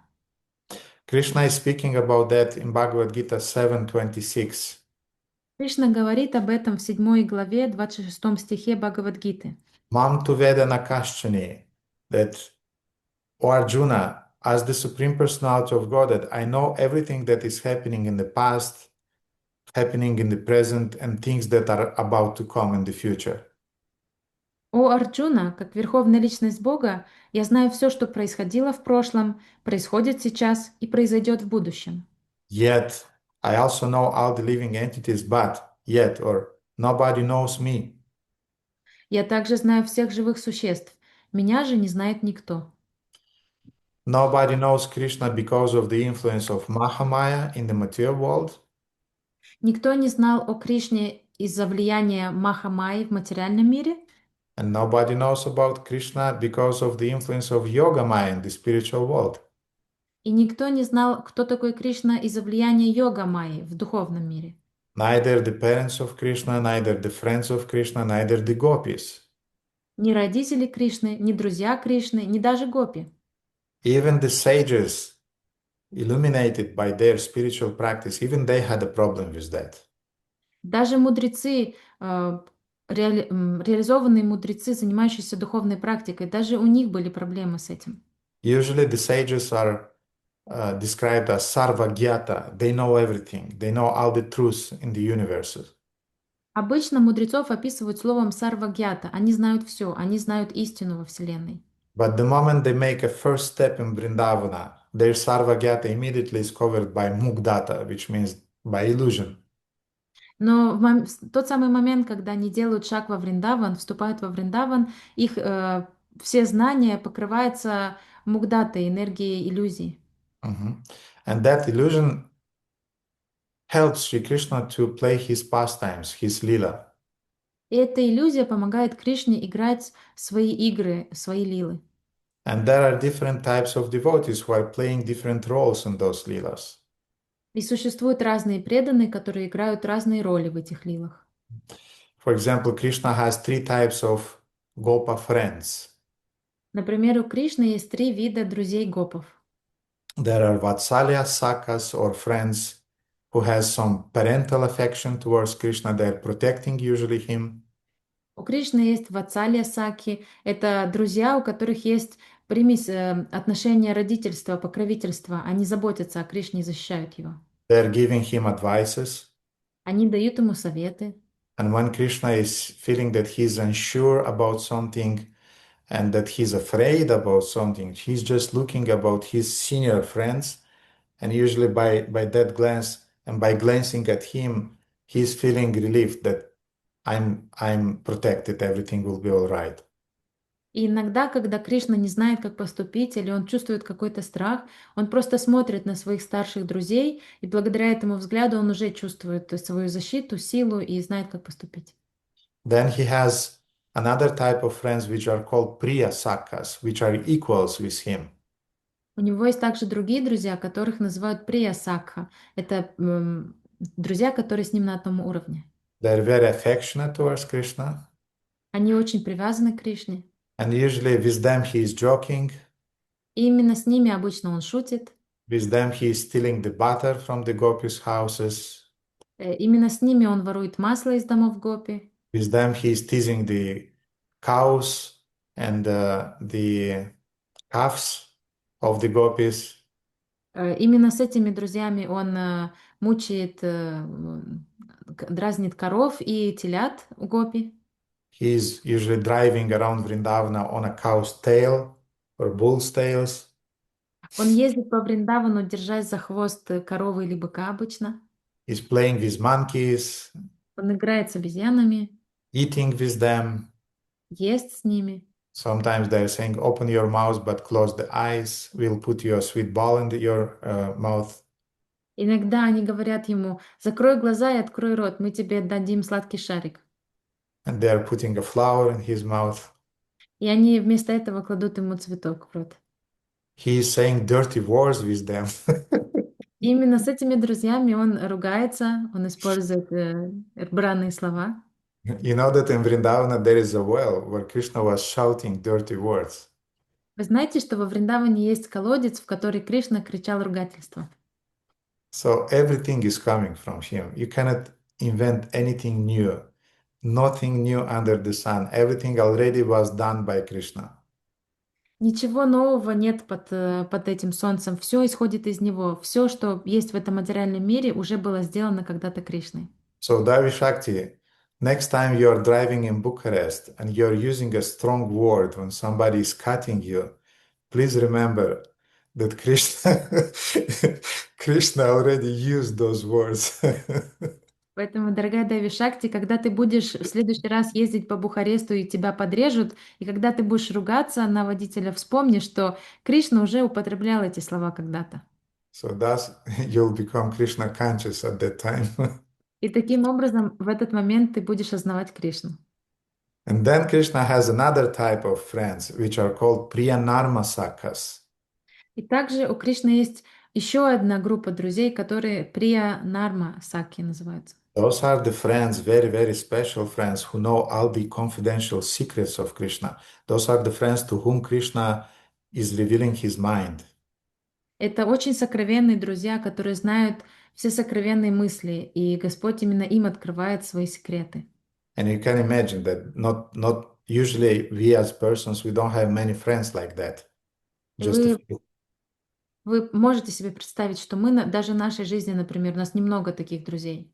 Mhm. So those Priyanarma Sakhas, very, very confidential friends, they are the friends who knows about the affair of Krishna with Srimati Radharani. И вот эти Прия Нарма Саки, очень сокровенные и близкие друзья Кришны, это те, кто знает об его отношениях с Шримати Радхарани. And when he is suffering because Srimati Radharani doesn't look at him or she's rejecting him, and then Krishna is devastated, then he have to cry on somebody's shoulder. И когда он страдает, когда он мучается от того, что Шримати Радхарани не обращает на него внимания или отвергла его по какой-то причине, ему нужно поплакать на чем-то плече. Mhm. He cannot cry on his mother's shoulder or his father's. Он не может поплакать на плече своей матери или своего отца. He cannot cry even on the Balaram's shoulder. И он даже на плече Баларама не может поплакать. Balaram is Dauji, senior brother. Баларам — это Дауджи, старший брат. And Balaram is a kind of like, Krishna, I love you very much, but you have to behave properly, you have to do the right things. И Баларама, у него такое отношение, что Кришна, я тебя очень люблю, но ты должен себя правильно вести и делать правильные вещи. And your Shurimuri with Radharani is not the right thing to do. In your This is a Slavic expression. I'm sorry, I cannot say it in English, but your kind of like, how to say, improper behavior with Srimati Radharani. Don't talk with me about that. Это выражение, которое на русском, в славянской культуре его сложно перевести на английский, но твое неподходящее, твои отношения с Шримати Радхарани, давай не будем об этом говорить. Mhm. So Krishna has some special friends with whom he is talking about those things. То есть у Кришны есть особенные друзья, с которыми он говорит об этом. And they know that after the lunch, during the midday, when all other coward boys are taking a nap, И именно эти друзья знают, что во время обеда, после обеда, когда все остальные мальчики-пастушки укладываются спать, and when Krishna is saying, I'll go and you take rest, and I'll go for half an hour and I'll watch for the cows and for the calves, they know what's it about. и Кришна вдруг ни с того ни с сего говорит, вы тут все ложитесь, отдыхайте, я пойду, может, полчасика, пойду проверю, как там коровы, как там телята. Именно эти друзья знают, что имеет Кришна в виду. They know that Krishna is going to meet Srimati Radharani in the Gopīs in the forest, nearby forest. Они знают, что Кришна идет встретиться с Шримати Радхарани и другими гопи в ближайшем лесу. And when some other cowards from the first and from the second group are saying, Krishna, we are going with you, И когда другие пастушки из первой или из второй группы друзей говорят Кришне, Кришна, мы пойдем с тобой. then somebody from the Priyanarma Sakha group is intervening and saying, no, you just remain here. Let Krishna be a little bit alone. He needs some space. И то именно эти друзья из вот этой группы Прия Нарма Саки, они говорят, нет, давай останемся здесь. Кришне нужно немного времени побыть одному, пусть он пойдет один. They are delivering messages to Shrimati Radharani and to the Gopis groups and receiving messages for Krishna. Они передают и принимают сообщения между Кришной и Гопи. Mhm.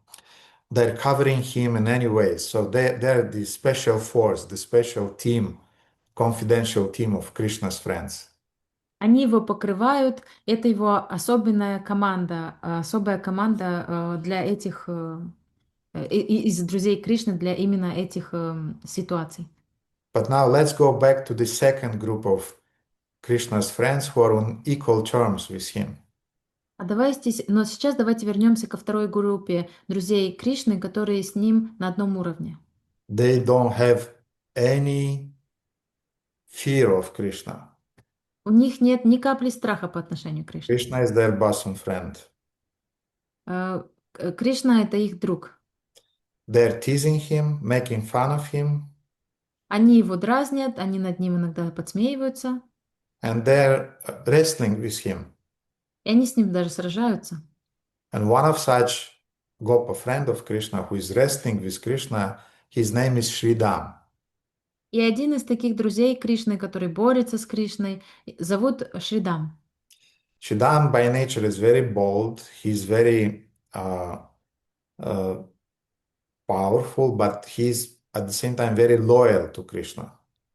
По своей природе Шридам очень смелый, он очень могущественный, сильный, но он очень верен Кришне.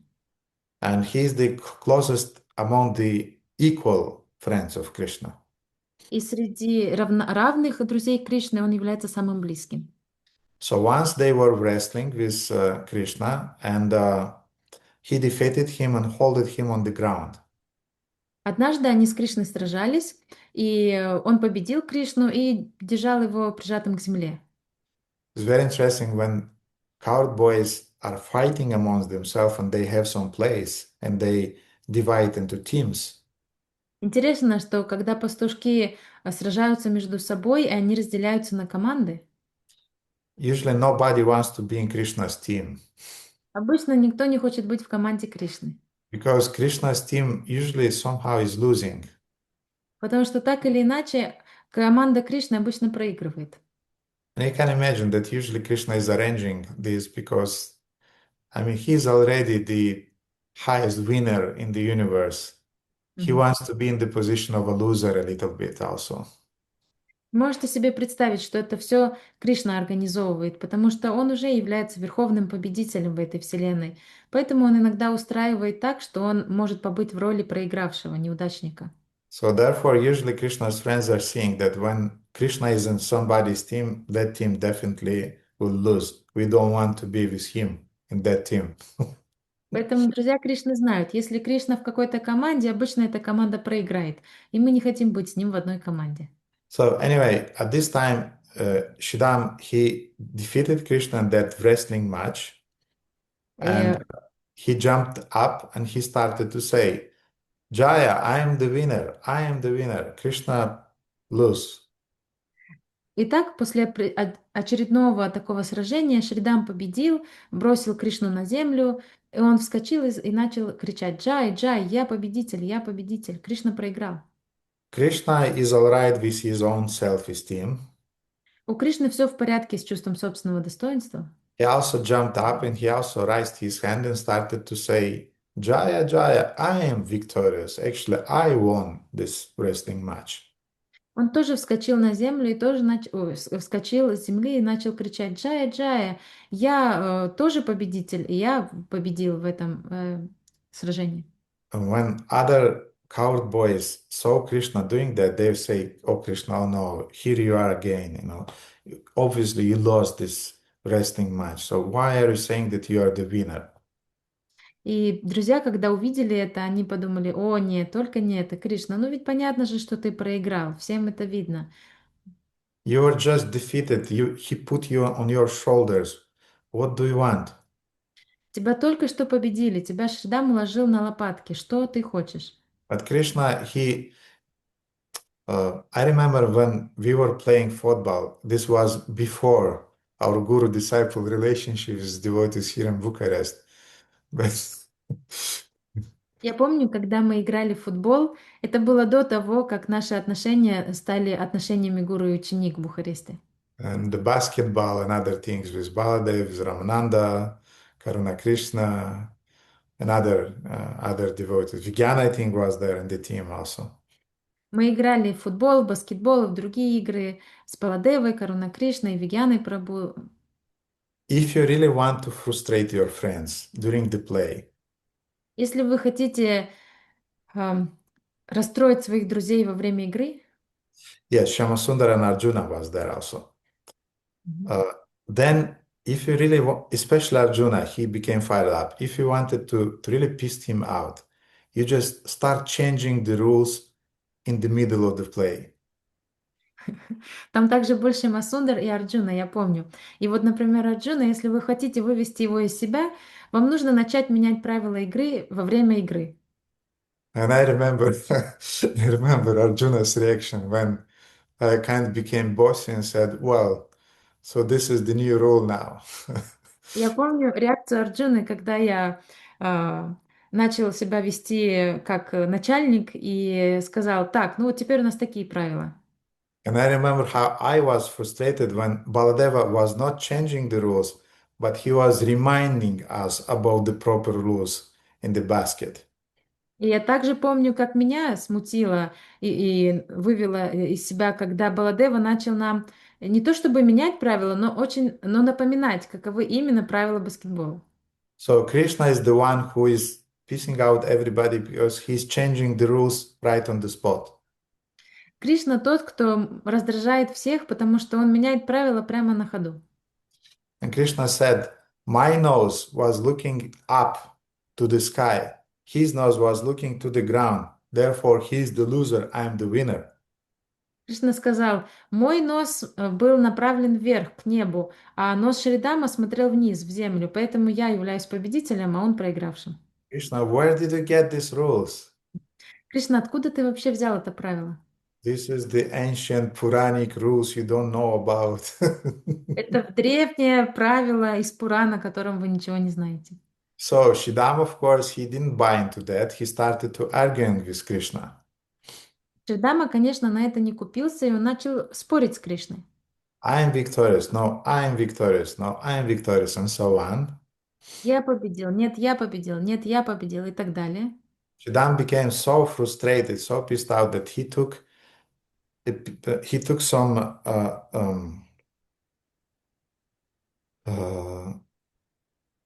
handful, yes, he took a handful of dust, Vraja's dust, and he threw it in Krishna's face. И Судама настолько вышел из себя, что он взял кулак из земли, и пыли Вриндавана и бросил в лицо Кришне. Krishna did the same thing to Shridama. И Кришна сделал то же самое. At that time, nearby, the great sage Durvasa Muni was passing. В это время мимо проходил великий мудрец Дурваса. And Durvasa Muni was watching everything that is happening. И Дурваса Муни видел все, что происходит. And he saw these two very brilliant, beautiful boys arguing with each other.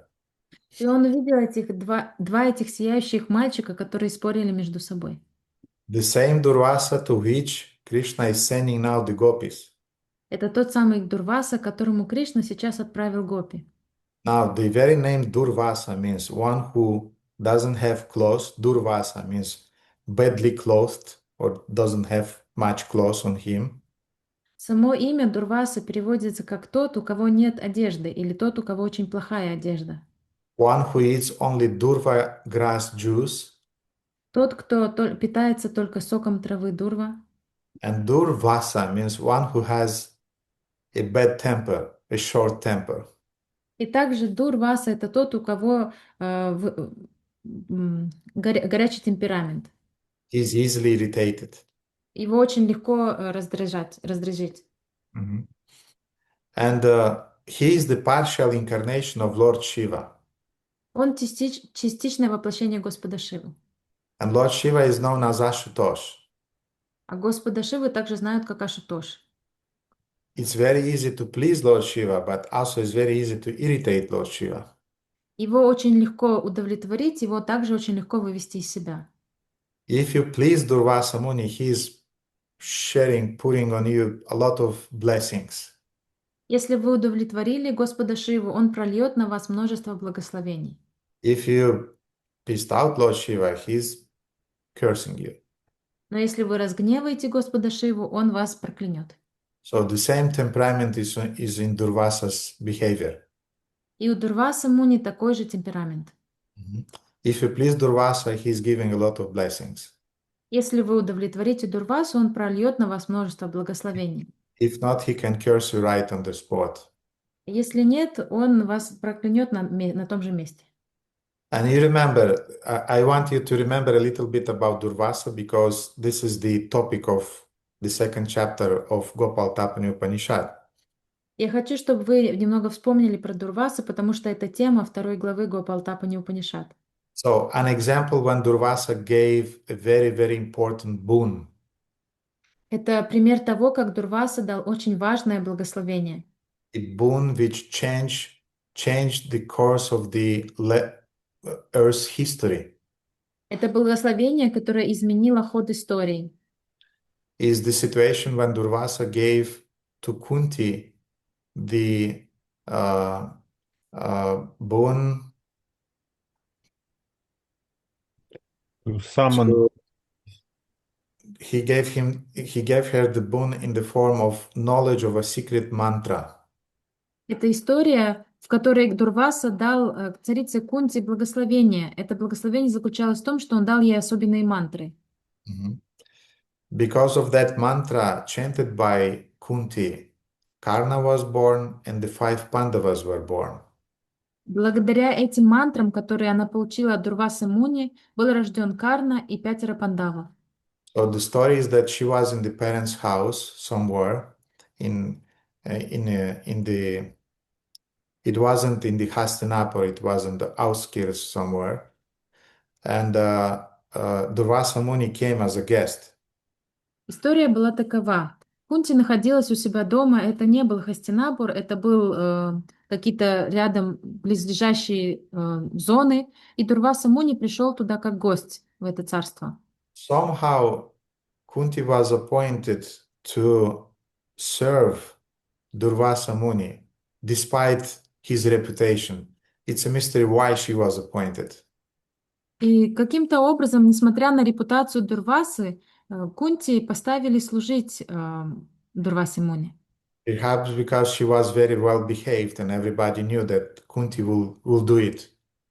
Может быть, потому что она очень хорошо себя вела, очень умела себя вести, и все знали, что Кунти сможет ему послужить.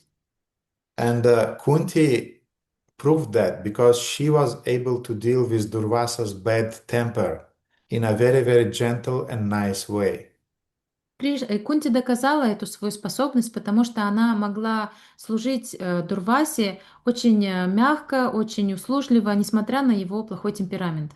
And Durvasa had sometimes some unreasonable demands from the Kunti and from the whole royal team. И иногда у Дурвасы были очень необоснованные какие-то пожелания от Кунти или от команды, которая была в этом дворце. For example, sometimes he was demanding food right during the night. Иногда он просил пищу прямо посредине ночи. And if Durvasa is asking you some cooked food during the night, you're cooking and you're giving him that food. И если Дурваса просит у вас какую-то приготовленную пищу посреди ночи, вы будете ее готовить и кормить его. So he had many demands like that in this style. У него было много таких требований вот в этом стиле. And Kunti served him faithfully and satisfied him and pleased him. И Кунти верно служила ему таким образом и удовлетворила его.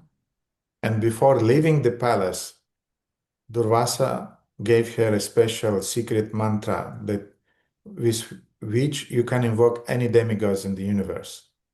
И перед тем, как покинуть дворец, Дурваса дал ей особые мантры, благодаря которым она может призвать к себе любого полубога. So one morning after Durvasa left, Kunti was a little bit skeptical and she tried to she was curious, does this mantra really works or not?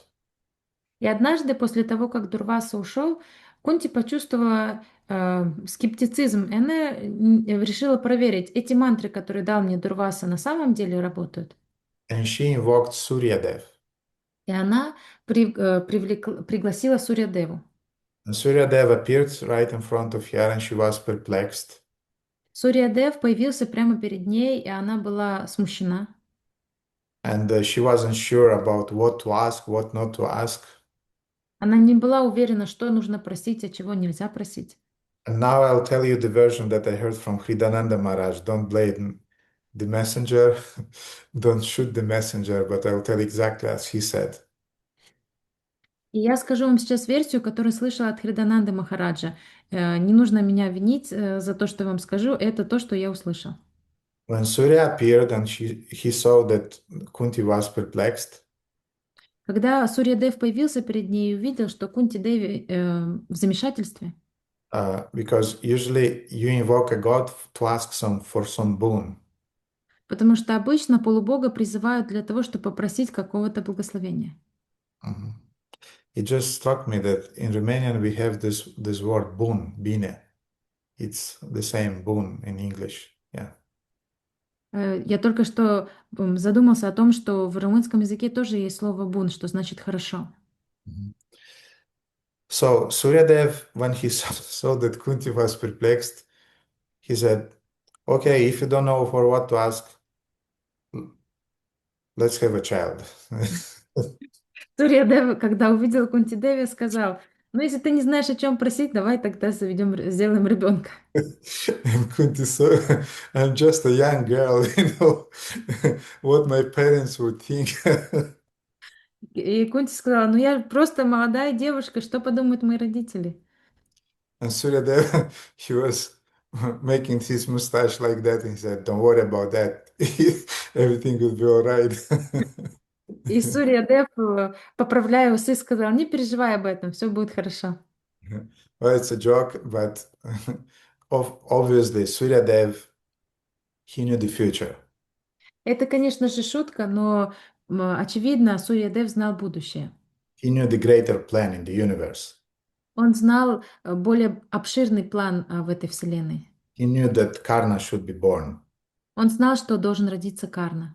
And he told Kunti that you'll give very quickly, in half an hour, you'll give birth to a son. Don't worry about that. Nobody will see, and you'll remain a virgin. Он сказал: ты родишь ребенка очень быстро, в течение получаса ты родишь ребенка, ты родишь Карну, и ты останешься невинной, останешься девственницей. Demigods in the heavenly planets, they don't have this 9 months of difficulties, and they very easily give birth to children. У полубогов на высших планетах нет этих сложностей во время 9 месяцев беременности. Они очень быстро рождают. So we know the story. I mean, devotees know the story that Karna was born and she could not keep him, and she had to put him in a basket down the river and so on. Преданные знают эту историю, что Кунти родила Карну, она не могла оставить его, поэтому ей пришлось в корзине отправить его вниз по реке. So then Kunti later, she used the same mantra to give birth to Yudhishthira, Bhima, and Arjuna. И далее, позже, Кунти Деви использовала мантры, чтобы родить Юдхиштиру, Арджуну и Бишму. From different demigods. Чтобы, от разных полубогов. And then Madri, the second wife of Pandu, Kunti shared the mantra with her too. И затем Мадри, вторая жена Панду, Кунти Деви также поделилась с ней мантрами. And that's how Nakula and Sahadeva was born. И таким образом родились Накула и Сахадева. So this is an example of a boon that Durvasa gave. So it's a very serious boon that, as I said, changed the history of our planet. Это пример благословения, который дал Дурваса, которое изменило ход истории во Вселенной. But Durvasa also gave some curses that also changed the history of the universe. Но Дурваса также давал и проклятия, которые изменяли ход истории. The classical example is the example with Indra, when once by accident Indra was riding on his elephant Airavata and he met Durvasa Muni. Еще один классический пример такого проклятия — это история, когда Индра ехал верхом на своем слоне Айравати и встретился с Дурвасой. Durvasa was in good mood that day. У Дурвасы было хорошее настроение в тот день. He decided to share his garland, to give his garland to Indra. Said, "My boy, take this garland. This is my blessings to you." У Дурвасы было хорошее настроение, и он решил отдать свою гирлянду Индре. Он снял с себя гирлянду и сказал: «Мой мальчик, возьми эту гирлянду, это тебе». Indra receives garlands every half an hour in the heavenly planets. I mean, it's not a big thing for Indra. И Индра в райских планетах получает гирлянды каждые полчаса. Для него это небольшая вещь. So casually, Indra gave the garland to Airavata, to his elephant. И очень обыденно Индра отдал свою гирлянду своему слону Айравати. Airavata threw the garland under his feet and trampled on it. И Айравата бросил эту гирлянду себе под ноги и начал топтаться по ней. And Durvasa saw the whole scene and he immediately cursed Indra that because of your impudence, because of your lack of culture, you lose the war with demons. Дурваса видел всю эту сцену и тут же проклял Индру. Из-за того, что ты не умеешь себя вести, это из-за того, что ты не обладаешь должным почтением, ты проиграешь войну с демонами. So that led to the Deva's downfall in the universe. They lost all the battles with demons, and it took a long, long time for them to recover their strength and recover their position. Это привело к тому, что девы, к падению полубогов, они проигрывали одну за одной битвы с демонами, и очень много времени им понадобилось для того, чтобы восстановить свою позицию во Then Вселенной. Durvasa appears also in the story of Ambarish Maharaj, which devotees usually know. Дурваса также появляется в истории с Амбаришей Махараджей, преданные знают эту историю. And this was the turning point when Durvasa, how to say, from this kind of like rebel sage, yogi, powerful yogi in the universe, he was turned into a devotee.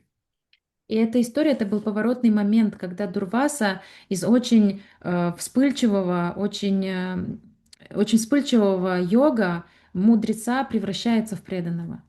Because of the example of Ambarish Maharaj and because of the preaching of Lord Narayan to him, Durvasa's heart changed from an impersonalist to a devotee. Благодаря примеру Амбариши Махараджа и благодаря тому, что сам Нараяна проповедовал ему, сердце Дурвасы смягчилось, и он становится преданным.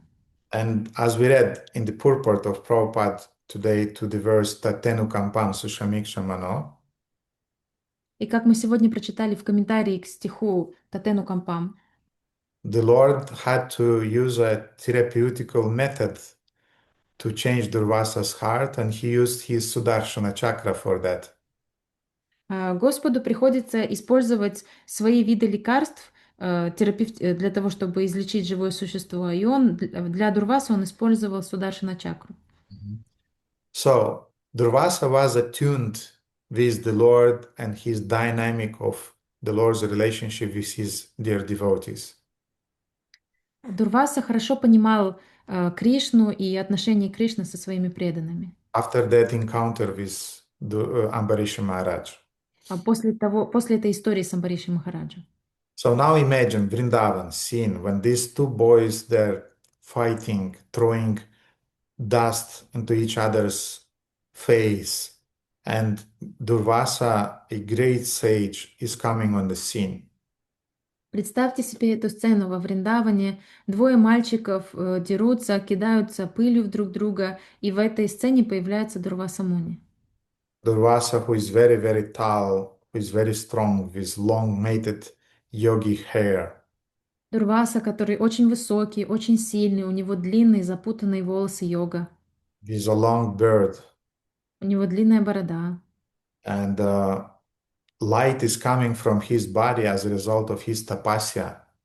И в результате тапаси, которую он совершал, его тело излучает свет. And as I said, if Durvasa is saying something, it is happening.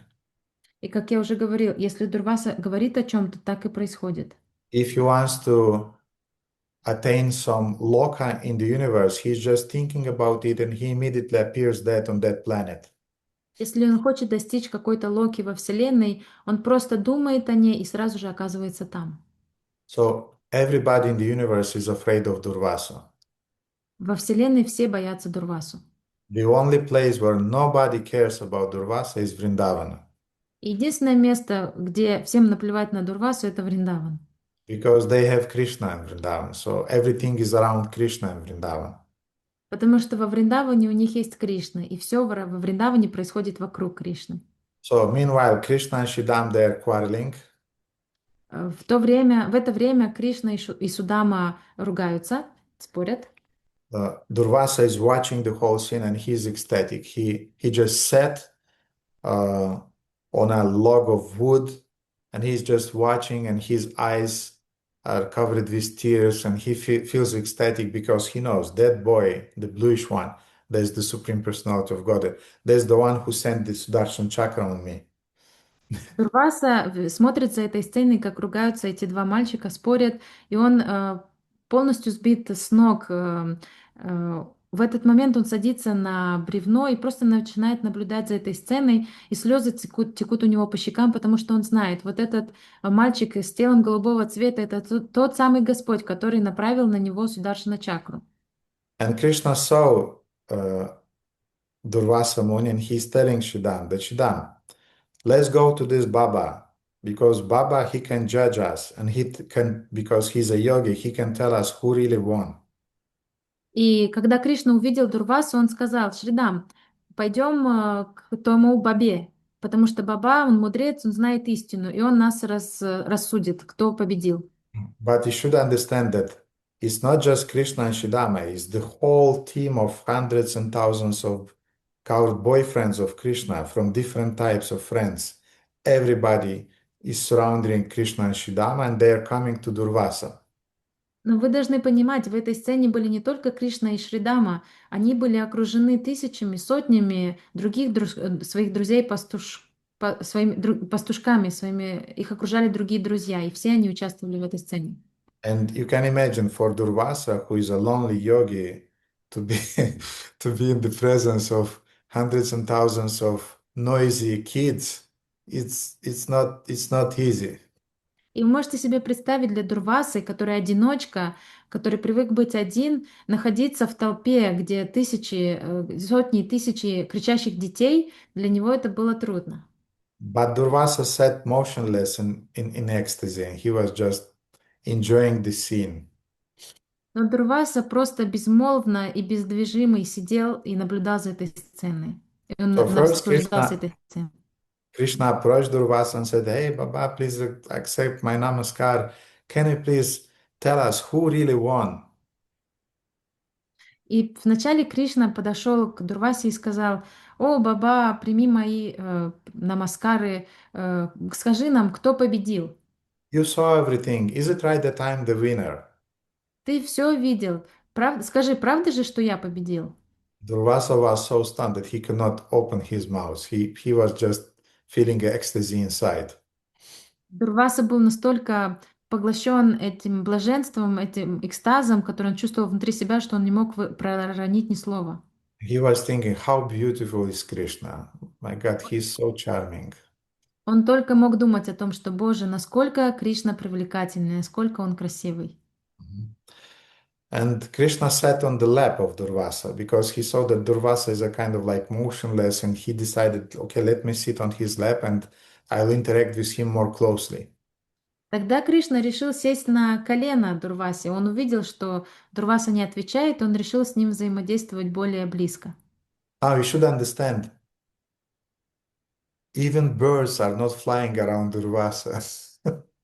Вы должны понимать, что даже птицы не рискнут летать вокруг Дурвасы. Because if Durvasa is annoyed by some chirping of some bird, he's just glancing and he's just burning with his glance that those uh, birds. Потому что если какая-то птица будет чирикать, и это разозлит Дурвасу, одним взглядом он ее просто испепелит. He doesn't need mosquito repellent. He's just boom, and the whole mosquitoes in the area, they're dead. Ему даже не нужна защита от комаров. Он просто хмурится, и все комары в округе просто замертво падают. So now a bunch of kids are crawling on Durvasa, on his shoulders. Krishna and Shidam are sitting on his laps. And yeah, translated.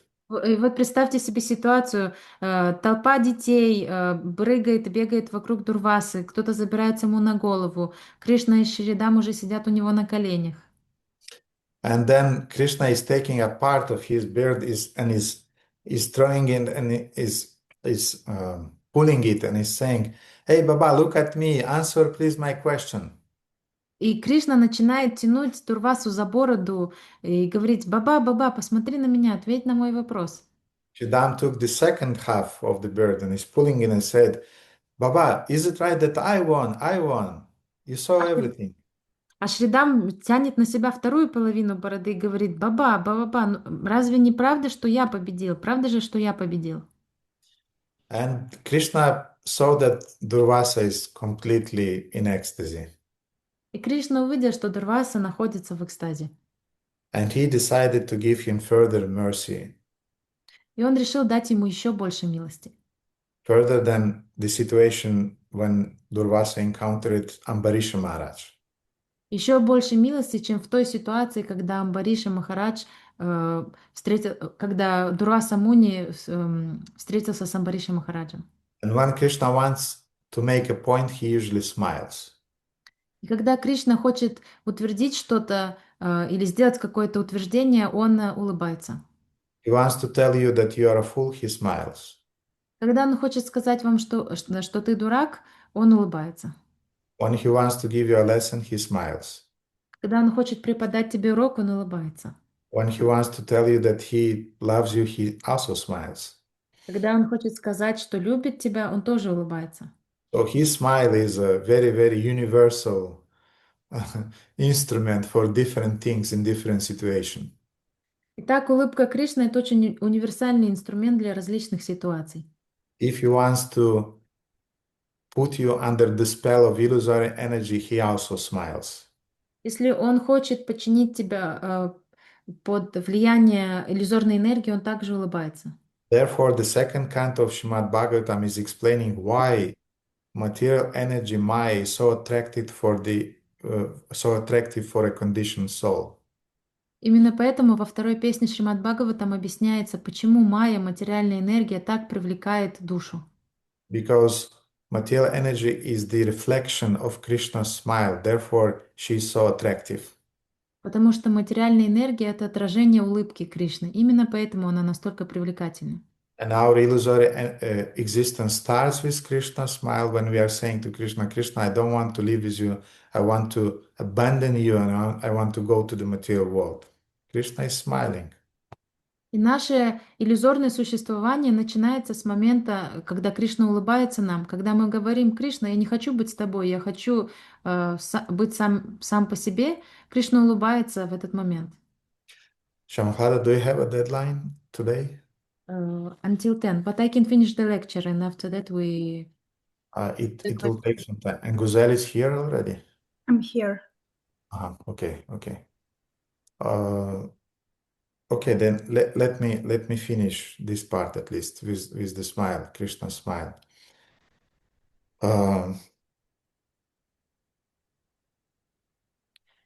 Krishna smiles when we want to abandon him.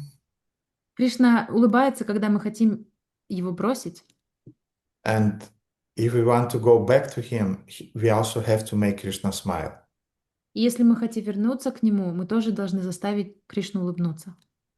By our devotional service, by the sacrifices we are making in our life, we have to make him smile. Нашим преданным служением и жертвами, которые мы совершаем в нашей жизни, мы должны заставить его улыбнуться. So, Krishna smiled at Durvasa. Кришна улыбнулся Дурвасе, and Durvasa felt how he was absorbed in Krishna's body. и Дурваса почувствовал, как его поглотило тело Кришны. And he found himself in a whole very, very big universe in the cosmos, seeing a lot of universes around himself. И тут он увидел, что он находится где-то далеко во Вселенной и видит вокруг себя другие Вселенные. And he was wandering for millions and millions of years in those universes. И он блуждал миллионы и миллионы лет по этим Вселенным. And Durvasa wanted to find Krishna again. И Дурваса хотел снова найти Кришну. And he looked in every universe to find him. И он искал в каждой Вселенной, чтобы найти его. But nothing was working. Но ничего не работало. Because by your own endeavor you cannot reach Krishna, you cannot attain Krishna. Потому что вы не можете вернуться к Кришне, достать Кришну своими собственными усилиями. You cannot attain Krishna by aroha panta, by your own endeavor, by ascending path. Вы не можете достичь Кришны путем ароха пантхи, восходящего пути. You can achieve Krishna only by avaroha panta, which means by the descending mercy that is coming from him. Вы можете достичь Кришну только путем авароха пантха. Это когда милость спускается к вам. So millions of years have passed. Прошли миллионы лет. And Durvasa started to feel some longing for Krishna, some separation for Krishna. И Дурваса начал чувствовать разлуку и жажду по Кришне. And that was the point when Krishna decided finally to reveal himself to Durvasa again. И это был тот момент, когда Кришна решил снова проявить себя перед Дурвасой. Suddenly Durvasa saw a universe, and that universe he saw Vrindavan, and Vrindavan he saw himself sitting somewhere on a log of wood, and two boys are sitting on his lap and pulling his beard. And he became ecstatic. Он увидел какую-то вселенную, в которой находился Вриндаван, и он увидел себя самого в этом Вриндаване, сидящего на бревне, и этот Дурваса, сидящий на бревне имел двух мальчиков на своих коленях, которые тянули его за бороду в разные стороны. And those two boys were surrounded by thousands of other boys who were making noise and lifting the dust of Vrajan. It was so hustle and bustle there. И этих двух мальчиков окружали еще другие мальчики, их были сотни, и все они поднимали пыль, что-то кричали, и все это было в таком шуме и гамме. And Krishna looked at Durvasa and smiled again. И Кришна посмотрел на Дурвасу и снова улыбнулся. Durvasa felt how he entered again his body and became present exactly in that spot of Vrindavana. И Дурваса почувствовал, как он снова вернулся в свое тело и оказался именно в этот момент во Вриндаване. But he felt that just 1 second passed, not millions of years, but just 1 second passed. Но он почувствовал, как будто прошла всего секунда, а не миллионы лет. So Krishna looked at Shidam and said, Shidam, this Baba is useless. Let's go and play. Let's forget about everything. Let's just go and play. В этот момент Кришна посмотрел на Шидаму и сказал: «Шидам, от этого бабы никакого толку. Пойдем дальше играть».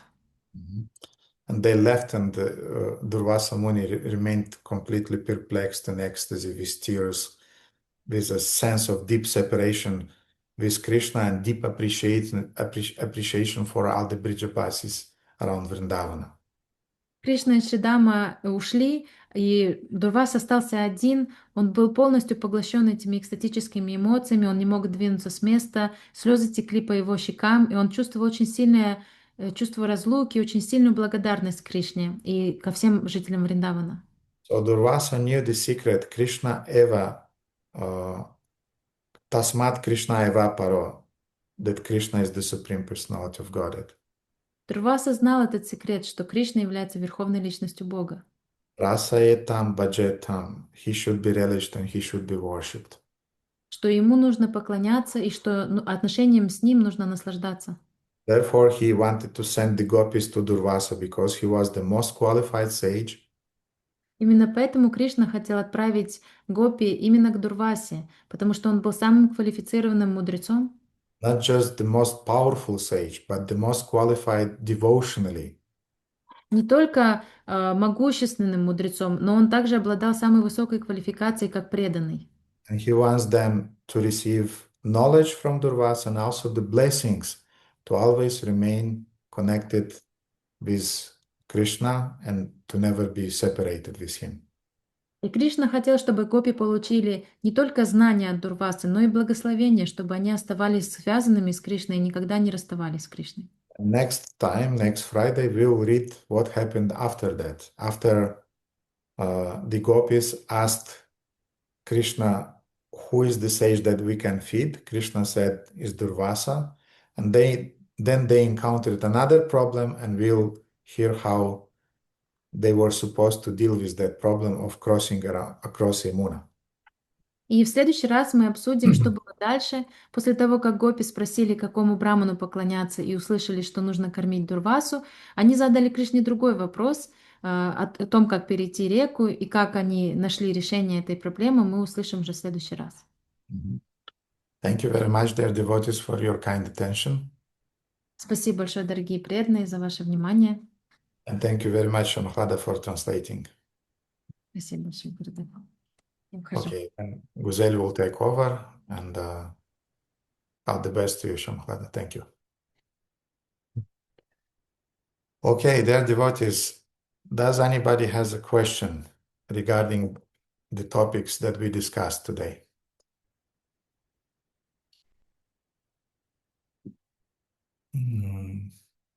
Chandramala, let's start with you.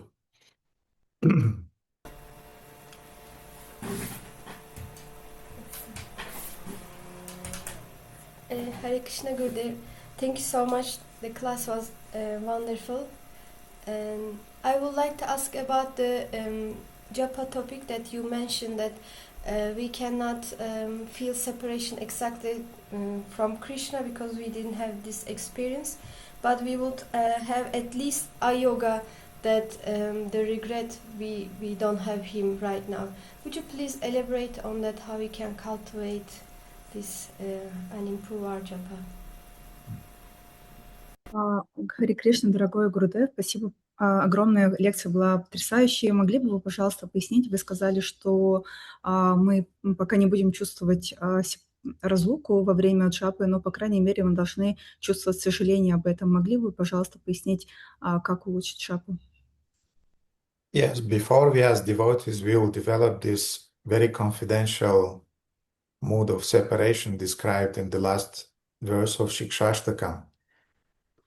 Да, до того, как мы станем преданными, мы должны развить это чувство разлуки, которое описано в последнем стихе Шикшаштаки.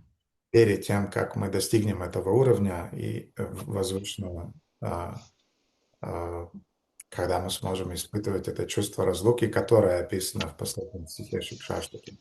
So before that, before we will develop that intense sense of separation, which is described in Shikshashtaka, the last verse. Before that, we have to cultivate A-yoga, not V-yoga, but A-yoga.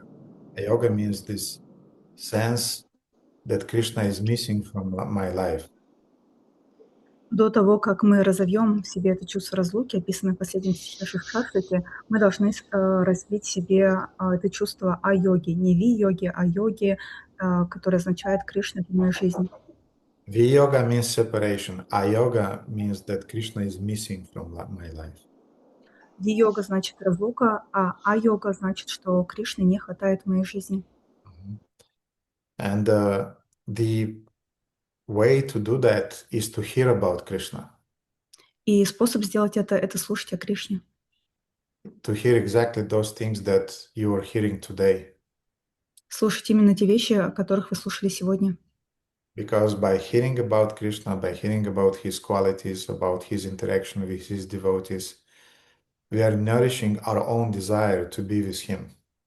Потому что, слушая о Кришне, о его взаимоотношениях с другими преданными, о его качествах, мы питаем это в себе. Мы питаем свое желание быть с ним. And we invoke Krishna more and more in our life through the attentive chanting of our Gayatri mantras, И мы все больше и больше призываем Кришну в свою жизнь посредством внимательного воспевания своих гайатри мантр, attentive chanting of the holy name. внимательного воспевания святого имени. We make space for Krishna in our life. Мы создаем пространство для Кришны в своей жизни. Sadhana means making space for Krishna in your life. Садхана означает создавать пространство для Кришны в своей жизни. You make space for deity worship, you make space for offering your food, you make space for learning shlokas and prayers offered to Krishna. Создавать пространство, время для того, чтобы поклоняться Кришне, предлагать Ему пищу, предлагать Ему молитвы, учить эти молитвы. You make space for Tulasi Devi. Создавать пространство для Тулси Деви. You make space for your spiritual master. Создавать пространство для вашего духовного учителя. I will not speak now about the reports, dear devotees. I'm already tired to speak about that, but please make some space for your spiritual master by writing those reports. Я сейчас не буду говорить об отчетах, дорогие преданные, я уже устала об этом говорить, но, пожалуйста, создайте пространство, время себе для того, чтобы написать эти отчеты для вашего духовного учителя. That's how you are making the space for your Gurudev. Это то, как вы создаете пространство для своего Гурудева. That's how you are allowing Krishna and Guru and Vaishnavas into your life. Это то, как вы приглашаете Кришну, Гуру и Вайшнаву в свою жизнь. So then the more sadhana we are doing, the more right things in the sadhana we are doing, the more Krishna is starting to be present in our life. Чем больше мы практикуем садхану и правильных вещей в садхане, тем больше Кришна начинает присутствовать в нашей жизни. And then at some times we'll feel that despite sadhana, despite my endeavors to invite Krishna, he's still not there, at least to the degree that we would like him to be there. И в какой-то момент мы почувствуем, что несмотря на нашу садхану и на наши усилия, Кришны все еще нет в нашей жизни. По крайней мере, чувствуем. По крайней мере, до той степени, до которой мы бы хотели, чтобы он был здесь. And that's how we'll start feeling that Krishna is missing in my life. And then from that, the sense of separation with Krishna will develop gradually. Это то, как мы начинаем чувствовать, что Кришны не хватает в нашей жизни, и из этого постепенно будет развиваться чувство разлуки. And then this ashlisha vapadaratam pinashtumam adarshanam marmahatam karotuva yatha tatha vidalatum lampatom prananatastusa evanaparaha. Then this sense will come that you may be present in my life, you may abandon me, you may trample me, you may chastise me, whatever is happening, still you remain my Lord. И тогда произойдет этот стих из Шишакштаки. Ты можешь отвергнуть меня, не приходить, все равно ты останешься навеки моим господином из жизни в жизнь. And every moment is like thousands of years in separation with you. I'm crying, but that's your will. You are my prananath, you are the master of my life. And if you want me to serve you in this condition, I'm serving you in this condition. И каждый момент в разлуке с тобой кажется вечностью, я плачу в разлуке с тобой, и в таком настроении я готов тебе служить. Anything else on that, Chandramala? Gurudev, actually, maybe it is not the answer, but when you say that, I realized that lastly, when I feel like that Krishna is not there in my japa, despite the fact I am more attentive, doing everything better than before, and also serving more. But I feel like he's not there, and he's. So I am hoping that this is the answer, that he's not there because you want to increase my desire to be with him. Or I hope it's not about my offenses or any other bad qualities. I don't know how we can distinguish this.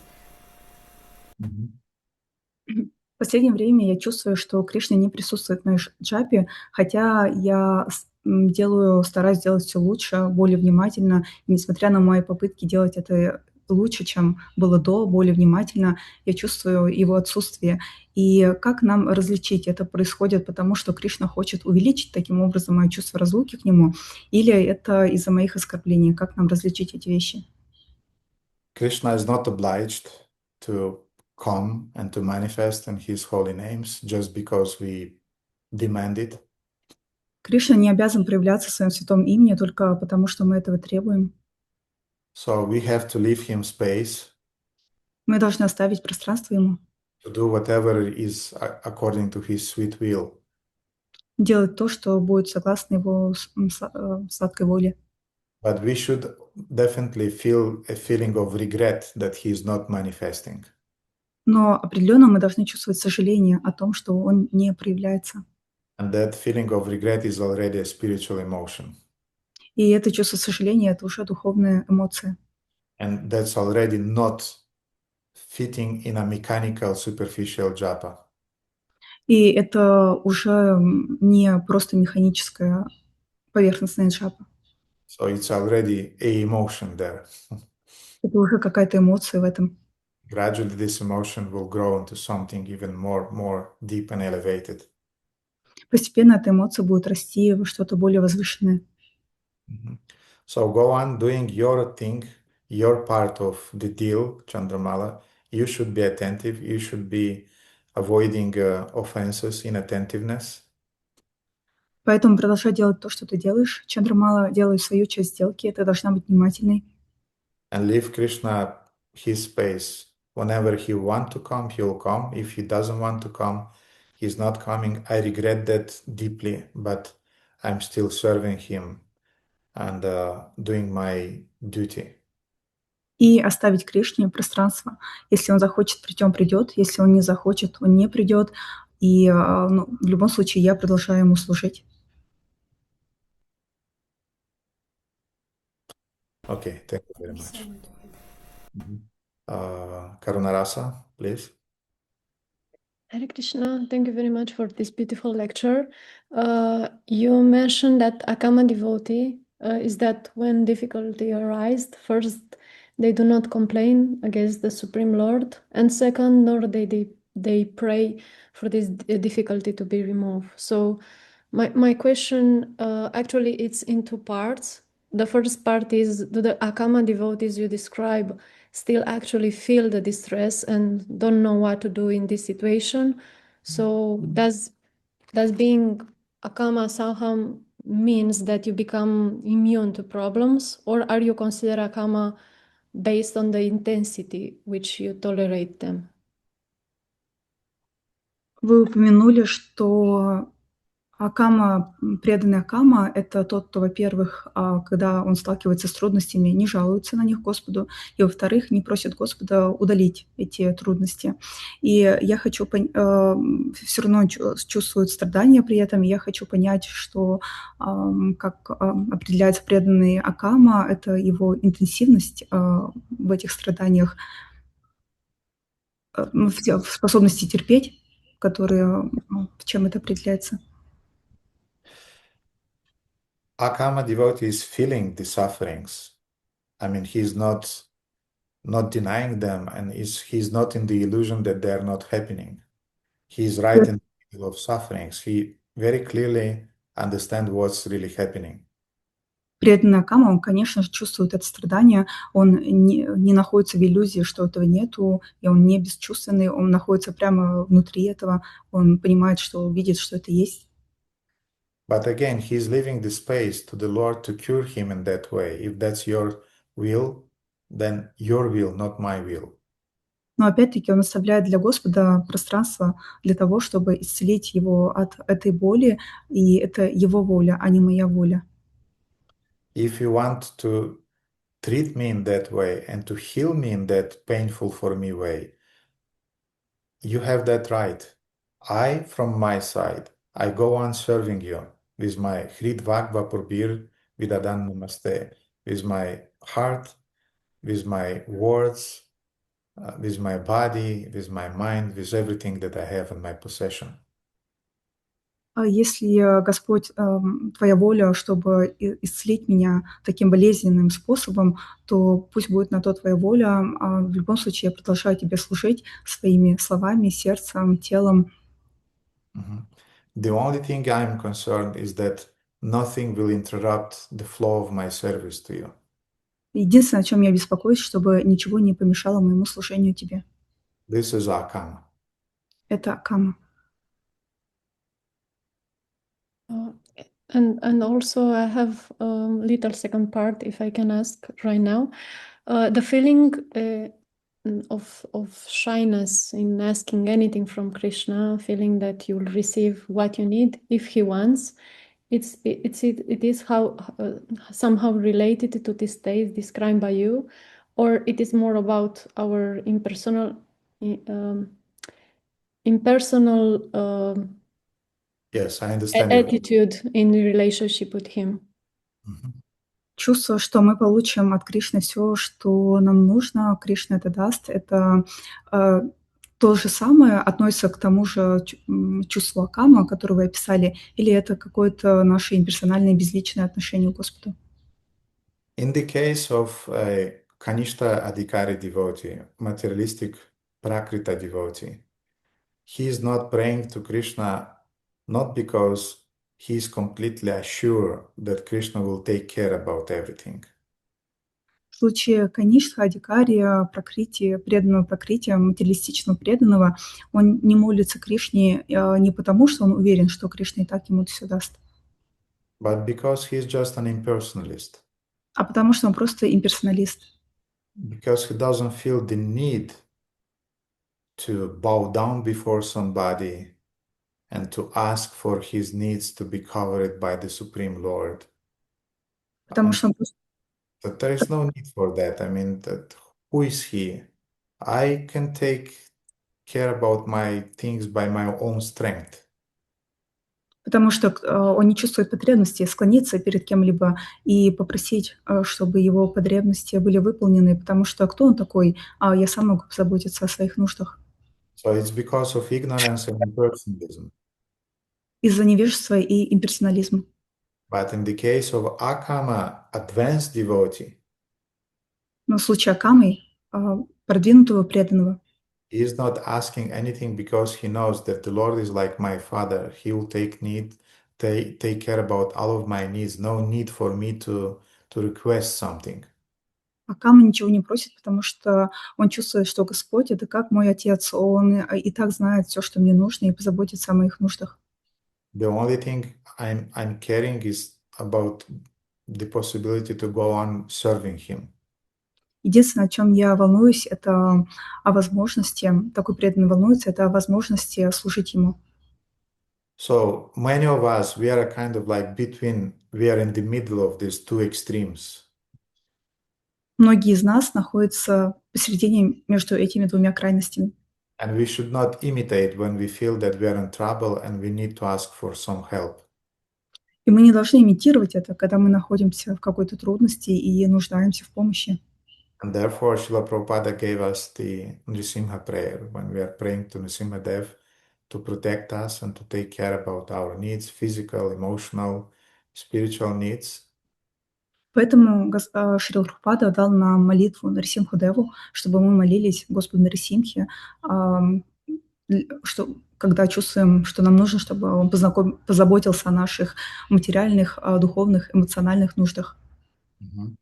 But at some level, we'll have to rise ourselves to the level when whatever is your will, dear Lord, let it happen. I'm not concerned about it anymore. I'm concerned just to serve you. Но на определенном этапе нам нужно будет возвыситься до этого уровня, когда мы будем думать, какой бы ни была Твоя воля, Господь, пусть это случится, я забочусь только о том, чтобы иметь возможность продолжать Тебе служить. Татену кампам сушамикшано бунджана иватма критам випакам хритваква пробирвидадан намасте. So this is exactly the mood of that verse from the 10th canto of Śrīmad Bhagavatam. Именно таково настроение этого стиха из 10-й песни Шримад Бхагаватам. More than that, on that level of Akāma Bhakti, bhakti when you don't have any personal request or motivation from the Lord. Более того, на этом уровне Акама Бхакти, когда у тебя нет личных мотивов или просьб для Господа, A devotee is praying for more sufferings to come upon him. преданный начинает молиться о том, чтобы больше трудностей пришли в его жизнь, страдания. Because when those difficulties are coming, then the devotee remains very sober and very, very connected with the Lord. Потому что когда эти трудности приходят, преданный остается очень связанным с Господом. Vipada shatu tasha shvata trata traja gadguru bhavato darshanam yatyad apunar bhavadarshanam. This is the prayer of Queen Kunti in the first canto of Srimad Bhagavatam. Этот стих, процитированный, это молитвы Кунти из 10-й песни Шримад Бхагаватам. May these calamities happen and may they happen with me. Пусть эти несчастья происходят со мной вновь и вновь. Because when these calamities are happening, I'm remembering you. Потому что когда эти несчастья происходят, я помню о тебе. And when I'm remembering you, then the cycle of birth and death is overcome. Когда я помню о тебе, цикл рождения и смертей преодолевается. But also we should not imitate that level. Опять-таки, нам не нужно имитировать этот уровень. We already have enough sufferings. У нас уже есть достаточно страданий в жизни. Therefore, artificially, we should not invoke them. Поэтому нам не нужно призывать их искусственно. Let us deal with those sufferings that we already have and deal with them in a Krishna conscious way. Давайте сначала разберемся с теми трудностями, которые у нас есть уже в жизни, и разберемся и с ними в сознании Кришны, оставаясь в сознании Кришны. And meanwhile, let's remain fixed in our devotional service so that nothing will divert us from the path of devotional service. И тем временем будем молиться, чтобы ничего не отвлекало нас от пути преданного служения, чтобы мы оставались стабильными в преданном служении. And as I said, meanwhile, if we feel that we have some request and some desire, address it to the Lord. Don't hide it.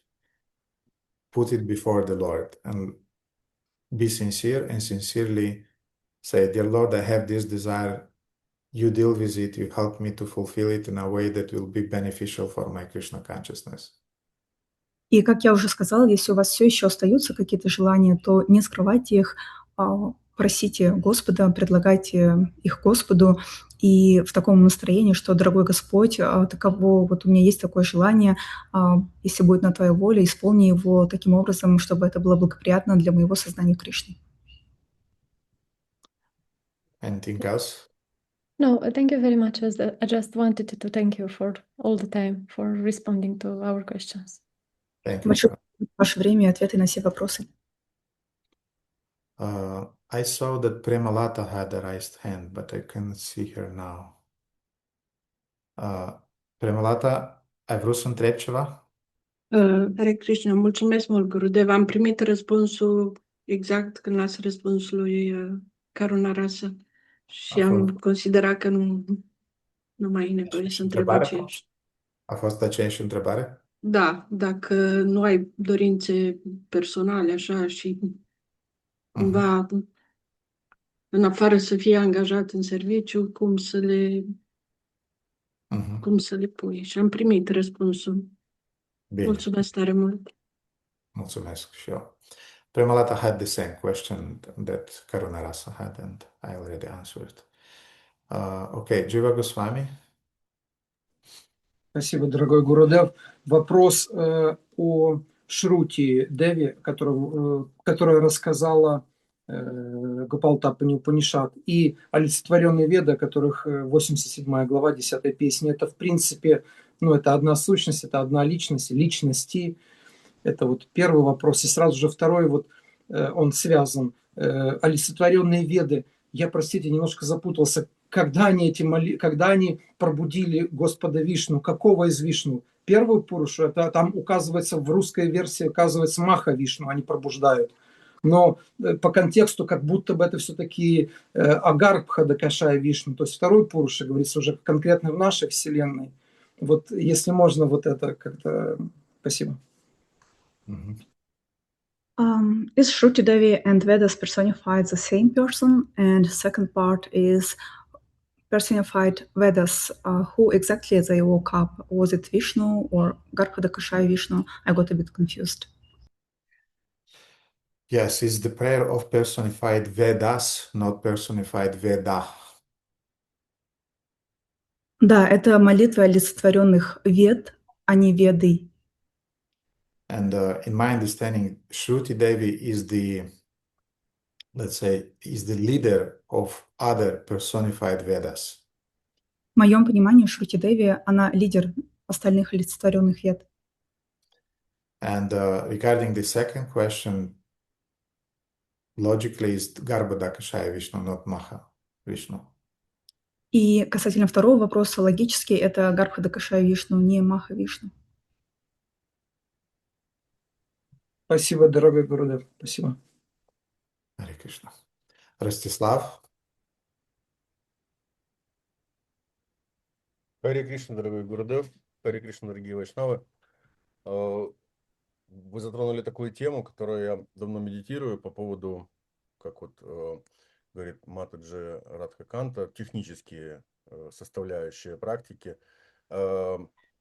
Звучит часто «преданный должен», и при этом, при всем одновременно звучит, что все по воле, все энергии, мы без этого и шелохнуться там не можем. Я лично, вот как менеджер, там, например, фирмы, вот мне надо конкретно сказать, вот это моя ответственность, это не моя. Можно как-то ваше понимание услышать, вот ограниченная ответственность живого существа, где она конкретно проходит, вот эта вот граница, где я могу сказать, что джапа не читается, потому что гуны, а где, что я филоню. Вот, ну, как-то вот этот момент углубить можно? You mentioned the topic about a devotee must be doing something, and I've got that confusion about where the one side a devotee must be doing some certain things, and on the other hand there is we know that nothing happens without Lord's will, and as a manager at a company I'd like to define responsibility areas. Could you please define how to help me understand how do I understand if, for example, I have bad japa, I cannot chant japa attentively, if it's my laziness or it is gunas who are responsible for it? Rastislav, I'll give you an example, and I'm sorry for that example, okay? Ростислав, я дам тебе один пример, и я прошу прощения за этот пример, хорошо? So imagine a young man who wants to be cool, like his other senior friends who are smoking. Представь себе молодого человека, который хочет выглядеть круто в глазах своих более старших сверстников, которые курят. And the first cigarettes usually they are not pleasant. И первые сигареты, которые он выкуривает, обычно они неприятны ему. You feel noisy, you feel that this smoke is just burning your lungs. Он просто чувствует, что этот дым обжигает его легкие. I remember when I tried the first cigarette, it was maybe, no, it was with my cousin brother. Maybe we were 7 years. Я помню первые сигареты, которые я попробовала, это было с моим кузеном, двоюродным братом. Нам было, возможно, по 6-7 лет. It was the birthday of my grandfather, and the whole family was there, and everybody got drunk, and a lot of cigarettes were on the tables. And we, with my cousins, we decided to become cool, and we just sneaked a few cigarettes and went outside, and we tried them. Это был день рождения моего дедушки. Взрослые были пьяными, и много сигарет валялось на столах. И мы просто с братом их украли, вышли с ними на улицу попробовать, чтобы стать крутыми. And then my aunt, the brother of my mother. How do you say in English? My Uncle? uncle. My uncle saw us, and we got a little bit of beating. Затем мой дядя со стороны матери увидел это, и нас немножко за это побили. It was the first attempt to be cool, Итак, это была первая попытка стать крутым. which failed. Она провалилась. Then I grew up, and maybe I was 14 or something, and I remember I also tried to smoke because I wanted to be cool like my friends. И затем, когда я подрос, и было около 14 лет, была вторая попытка, потому что я хотела выглядеть круто в глазах своих сверстников. Because they were smoking, and you have to be like them if you want to be accepted in their cycle. Потому что мои друзья курили, и чтобы быть принятым в их круг, ты должен был быть как они. But I remember after the third or fourth path, I thought this thing is not fine for me because I don't understand anything. There's nothing cool about it.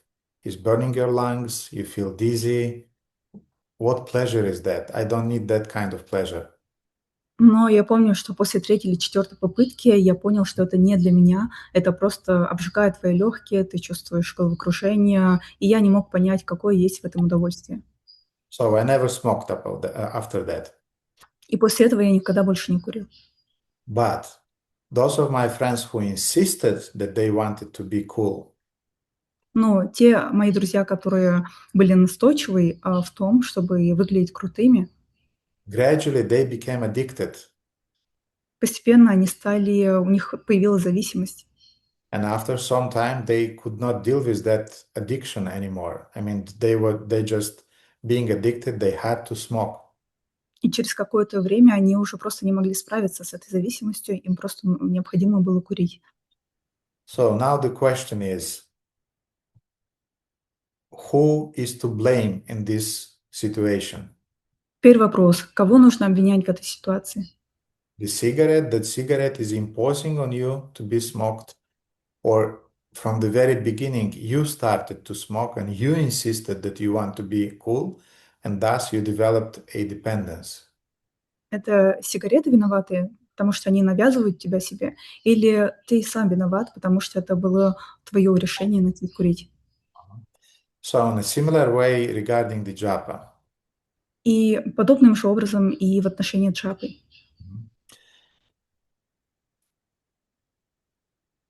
We are inattentive.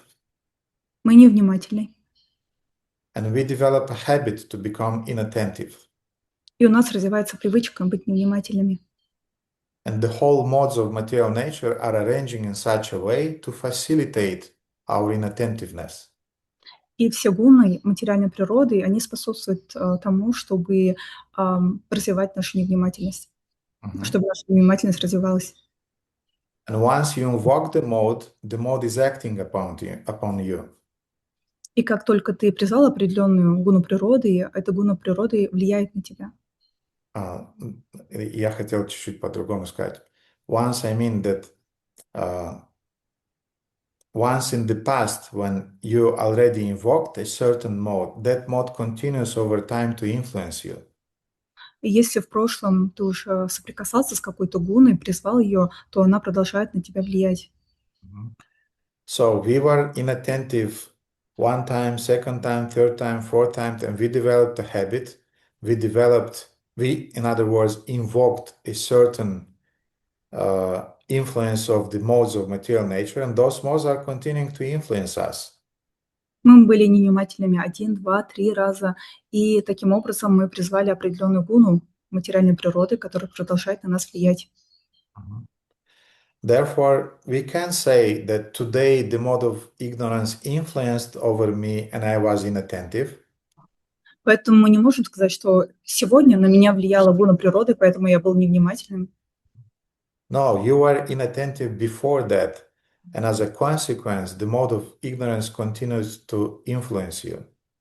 Нет, ты уже до этого был невнимательным, и вследствие этого гуна невежества продолжает на тебя влиять.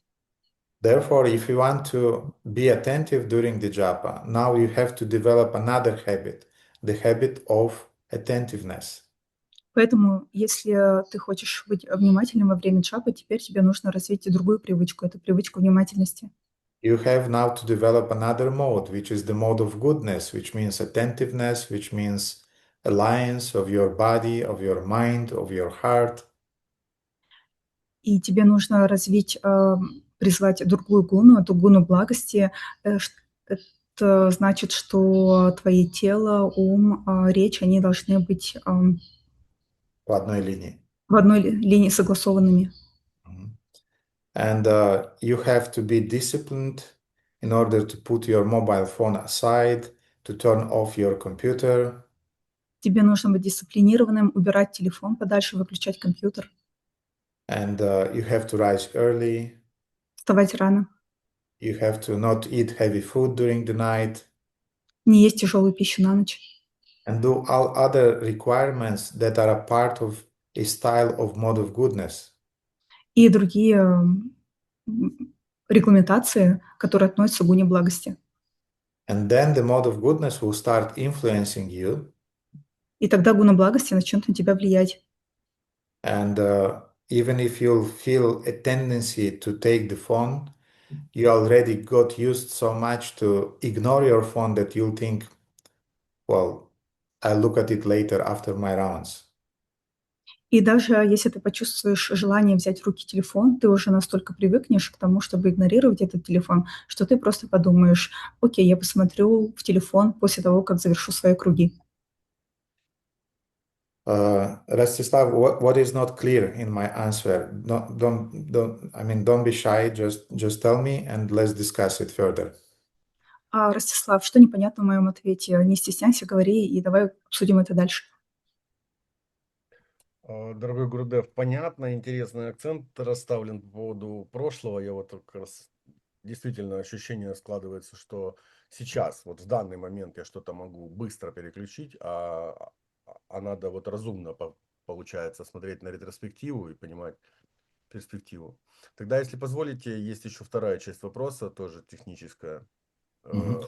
По поводу... Пусть Гузель переведет. Пусть Гузель переведет эту часть, и потом перейдем к следующей. Everything is clear. Thank you so much, Gurudev. You made a good point about past situations, because I had impression that it's now in present when I can make some sudden changes, but it turns out I have to have a whole picture in mind. So yeah, it's not like you're just switching a button and then you just switch from the mode of ignorance to the mode of goodness suddenly. It doesn't work like that. Да, это не то, как переключить кнопку, чтобы из гуны невежества переключить в гуну благости одним щелчком. Так это не работает. If you want in 2-3 months from now to be attentive during your morning japas, если вы хотите быть внимательными во время джапы спустя 2-3 месяца, now you have to start working on your mode of goodness. То уже сейчас вам надо начать работать над своей гуной благости. You have to adjust your schedule. You have to make space, as we spoke recently before that. Make space for reading, make space for the deity worship, make space for prasadam, make space for cold showers in the morning, make space for discipline. And then in 2-3 months, you'll have the environment and mode of goodness. You'll invoke mode of goodness, and it will be easy for you to be attentive during the japa.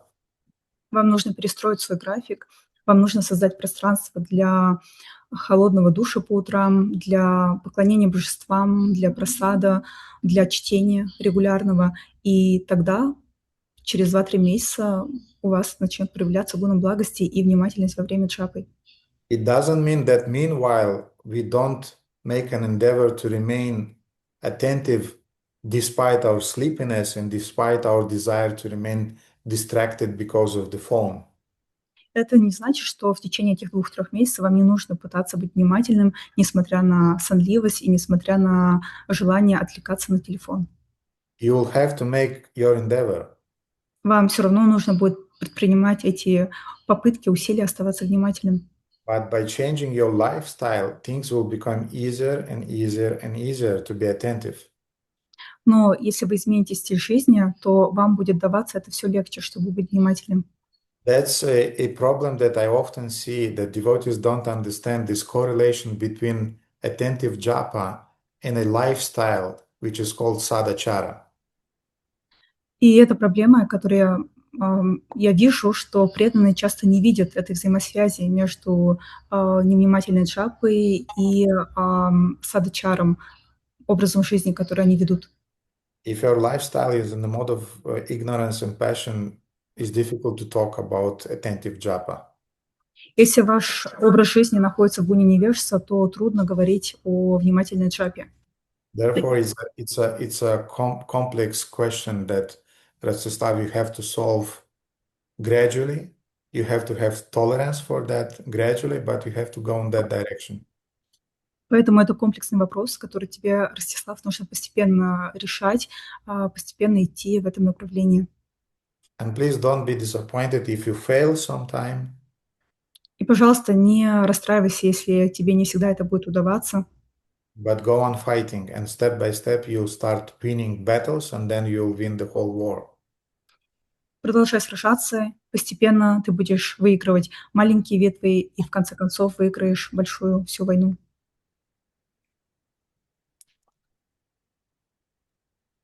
Спасибо большое, дорогой Гурдев. И вот вопрос как раз по поводу вот этого движения и понимания, двигаюсь ли я вообще вот, по духовному пути.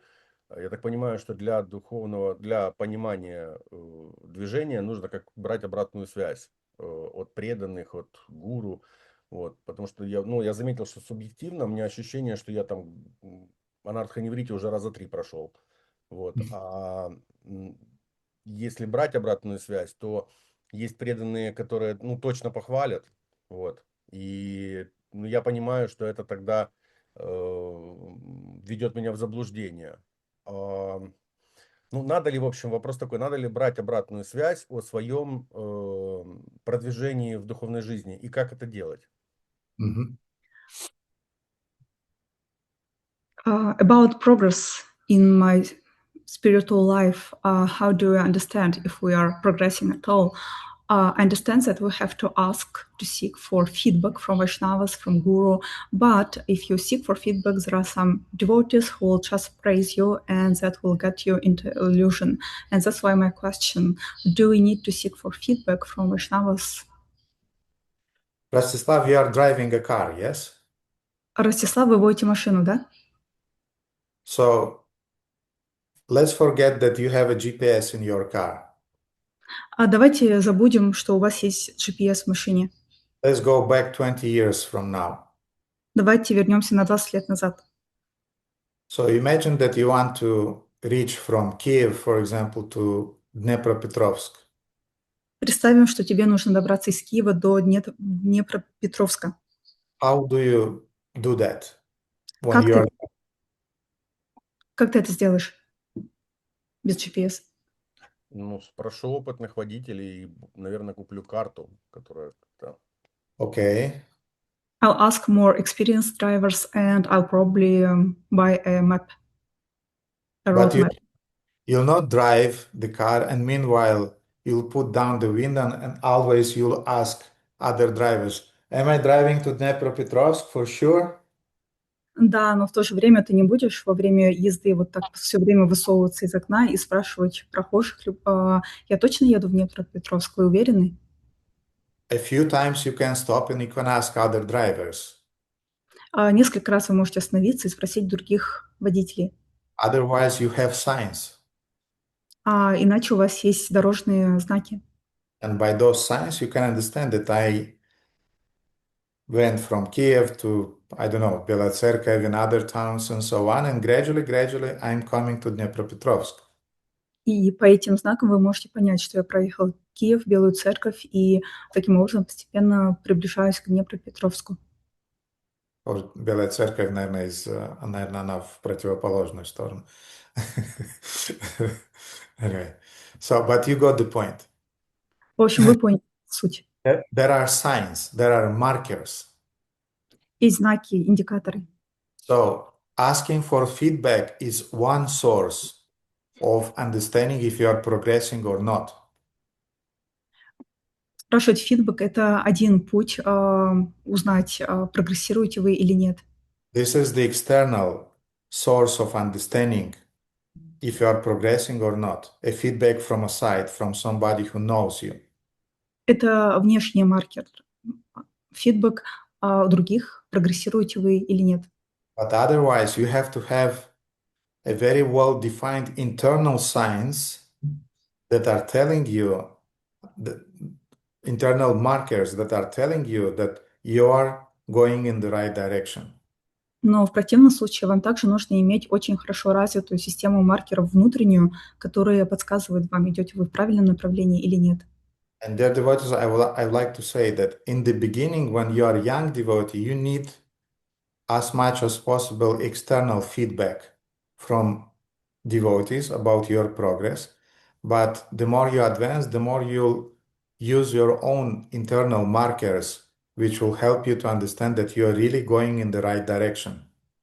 И, дорогие преданные, я хочу вам сказать, что на этапе, когда вы еще молодой, незрелый преданный, вам нужно больше фидбэка со стороны, чтобы понять, вы прогрессируете или нет, и на каком вы этапе. Но по мере того, как вы становитесь более продвинутым преданным, вам нужно развивать свою внутреннюю систему маркеров, индикаторов, которые подсказывают вам ваш прогресс. And the more you advance, the more you receive those markers by studying Shastra, by understanding what Shastra is telling us about the markers that are telling us about our spiritual advancement. И по мере вашего развития вы будете развивать эти внутренние индикаторы, маркеры по мере изучения шастр, когда шастры будут подсказывать вам, на что нужно ориентироваться в прогрессе. Now, let's remember, so we have two sources of information regarding our progress. External, internal. Let's speak about external, then we'll go to internal.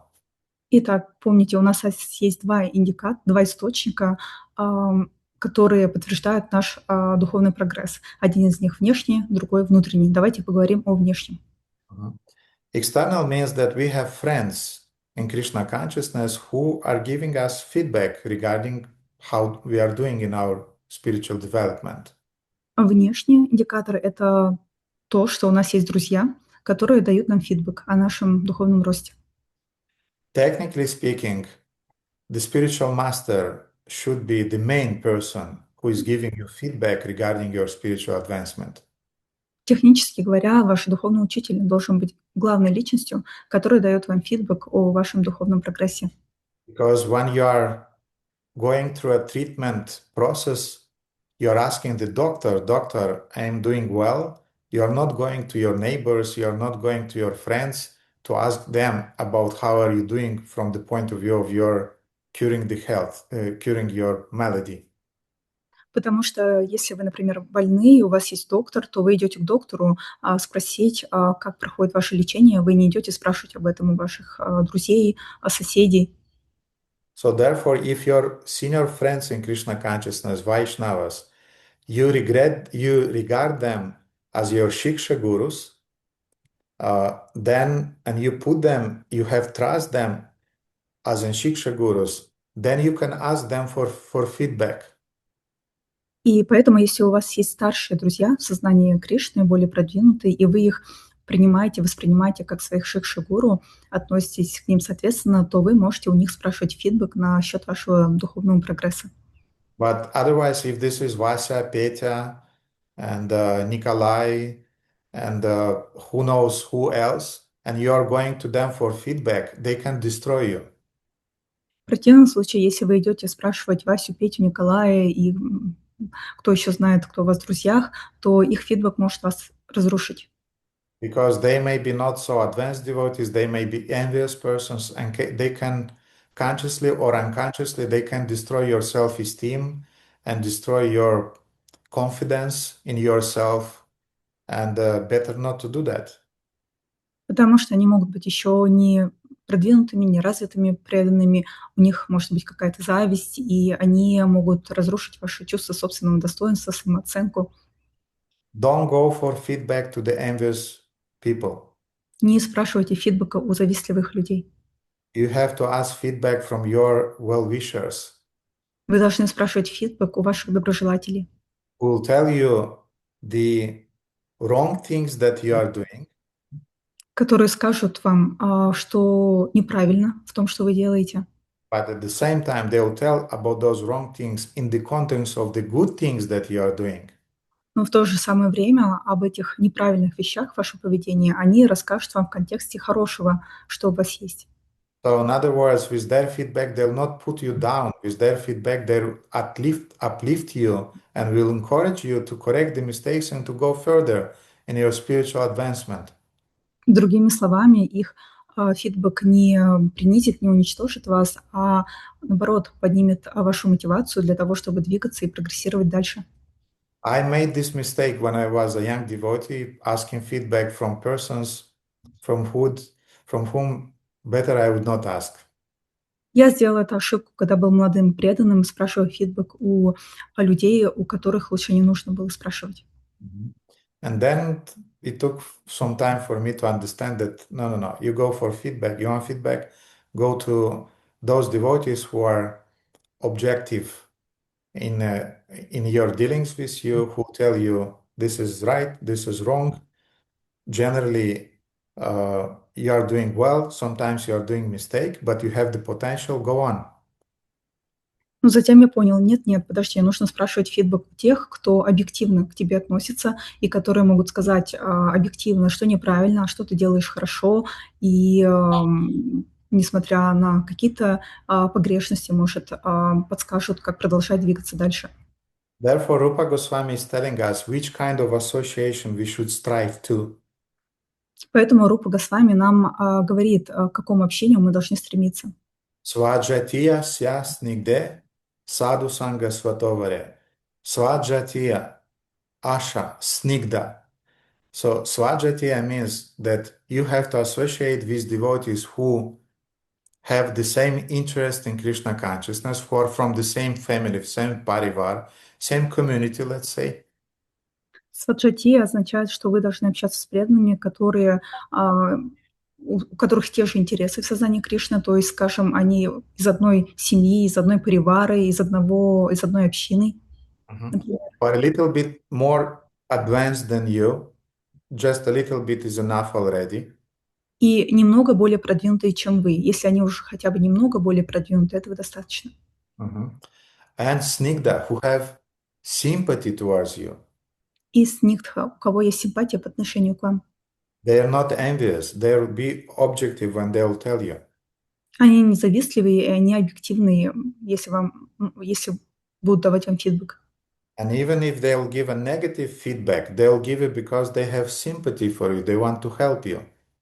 И даже если они будут давать негативный фидбэк, это потому, что у них есть симпатия по отношению к вам, и они хотят вам помочь. So again, Rastislav, generally, in a classical way, we should receive this feedback, first of all, from our spiritual master, who is our doctor, who is curing us, who took the responsibility to cure us. Итак, Ростислав, в классическом случае мы должны спрашивать фидбэк у своего духовного учителя, который является нашим доктором и знает наш план лечения. But as we know, unfortunately, often it's happening in ISKCON that we are living far away from the spiritual master, and then this role is delegated to the Shiksha Gurus or to the mentors, local mentors who know you well, who are guiding you, and who are making a part of the team together with the spiritual master. So they are doctors all together who are healing you. Но, как мы знаем, в ИСККОН часто духовный учитель, к сожалению, живет далеко от вас, и поэтому эту роль на местах выполняют старшие преданные наставники, которые локально являются представителями вашего духовного учителя, то есть работают с ним в одной команде. Therefore, the first source of feedback is our spiritual master Diksha Guru, our Shiksha Gurus, and our mentors. Поэтому первым источником фидбэка является Дикша-гуру, далее идет Шикша-гуру и затем наставники. But don't go to Vasa and Pete for feedback because, as I said, you can remain really disappointed. Но, как я сказал, не идите к Васе и Пете за фидбэком, потому что, как я сказала, это вас может очень разочаровать. Then we have internal markers that are telling us that are we advancing or not. А далее, затем у нас есть система внутренних маркеров, которые говорят нам, продвигаемся мы или нет. And here we have different lists of devotional qualities of character described by Krishna in Bhagavad Gita and Srimad Bhagavatam. И здесь у нас есть целый список качеств, описанных в Бхагавад-гите и Шримад Бхагаватам. In Bhagavad Gita there are many lists of qualities. В Бхагавад-гите содержится много списков качеств. Adveshta sarva bhutana maitri karuna evacha nirmama nirahankara samadukha sukhakshami santushta satatam yogi yatatma dridha nishchaya mayarpita manobuddhir yame bhakta same priyaha. Who is dear to me, Krishna is saying, as my devotee. Кришна говорит, кто дорог мне, как мой преданный? Adveshta, one who is non-envious. Тот, кто не завистлив. Maitri, who is friendly with everybody. Майтри, тот, кто со всеми дружелюбен. Karuna, who is always compassionate towards others. Каруна, тот, кто всегда сострадателен по отношению к другим. Nirmama nirahankara, who doesn't think in terms of this is mine, this is not mine. Тот, кто не думает в терминах «это мое, это не мое». So this is another marker, internal marker. Это другой маркер, внутренний маркер. Then we have our taste for the holy name. Далее у нас есть вкус к святому имени. Is this taste growing or is diminishing? Этот вкус растет или уменьшается? Our taste to reading Srimad Bhagavatam, is it growing or is it diminishing? Наш вкус к чтению Шримад Бхагаватам увеличивается или уменьшается? Our taste to do devotional service in the temple, is it growing or is it diminishing? Наш вкус к служению в храме увеличивается или уменьшается? Our faith in Guru, Vaishnavas, Shastras, the holy name, is it growing or is it diminishing? Наша вера в Гуру, Шастры и Святое Имя увеличивается или уменьшается? And we have another marker. И у нас есть один маркер. Is your lust growing or diminishing? Ваше вожделение увеличивается или уменьшается? And maybe you cannot be very objective about is my envy growing or diminishing, or is my tolerance growing or diminishing, but this one certainly you can feel. Is my lust growing or is it diminishing? If it's growing, something is going wrong. If it's diminishing, things are going well. И, возможно, вы не сможете объективно оценить касательно таких качеств, например, как зависть и терпимость, увеличиваются они или уменьшаются, но касательно вожделения вы определенно сможете сказать, определить, уменьшается оно или увеличивается. Если оно уменьшается, значит, дела идут хорошо. Если увеличивается, то, наверное, что-то идет не по плану. Then we have criteria or markers described by Rupa Goswami in Upadeshamrita. Далее у нас есть критерии, маркеры, описанные Рупой Госвами в Упадешамрите. Atyahara prasascha prajalpaniya magraha, and so on. So your prajalpa is growing or not? Your atyahara, your possessiveness is growing or not? Vacha vegam, manasa krodha vegam, your pushings of the mind are increasing or not? So therefore, as I said, Shastras will give you a lot of markers that you can use to determine are you advancing or you are staying on the same spot or you are going down. И он описывает такие качества, например, как чувство собственничества, оно чувство собственничества, и вы можете оценить, оно увеличивается или уменьшается, и другие качества. Поэтому я говорю, что шастры, они дают эти индикаторы, маркеры по качествам, которые будут говорить о вашем прогрессе или об обратном. So it will take for you some time to detect those exact markers, qualities described in the Shastras that you want to develop and that you'll monitor constantly.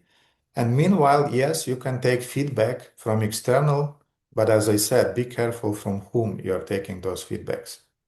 Это займет время, пока вы выработаете вот эту систему внутренних маркеров на основании шастр и будете мониторить увеличиваются эти качества или уменьшаются. А тем временем вы можете, как я сказала, спрашивать фидбэк, но будьте внимательны к тому, у кого вы спрашиваете фидбэк.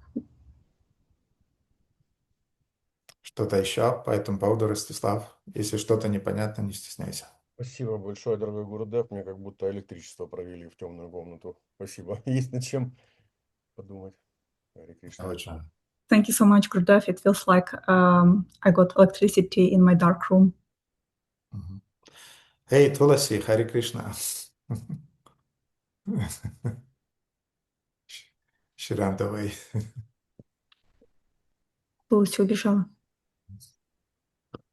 Окей, Джамшид. Hare Krishna, dear Gurudev, dear devotees.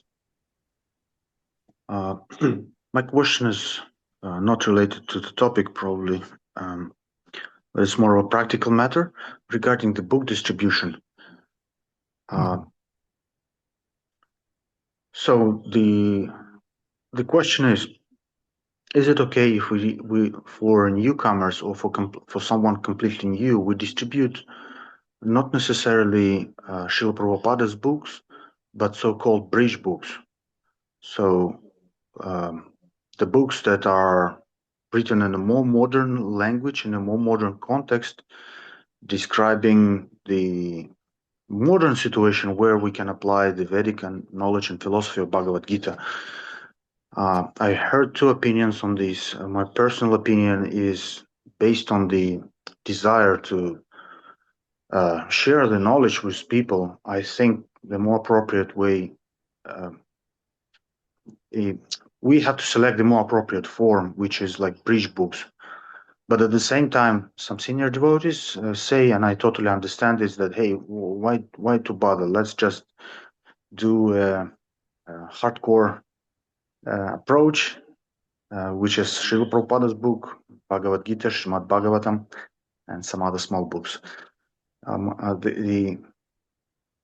My feeling is that, and I may be wrong, it could be completely because of my own mind and bias, but my feeling is, at least in here in the West, let's say, the language that Srila Prabhupada used, it feels a little bit strong.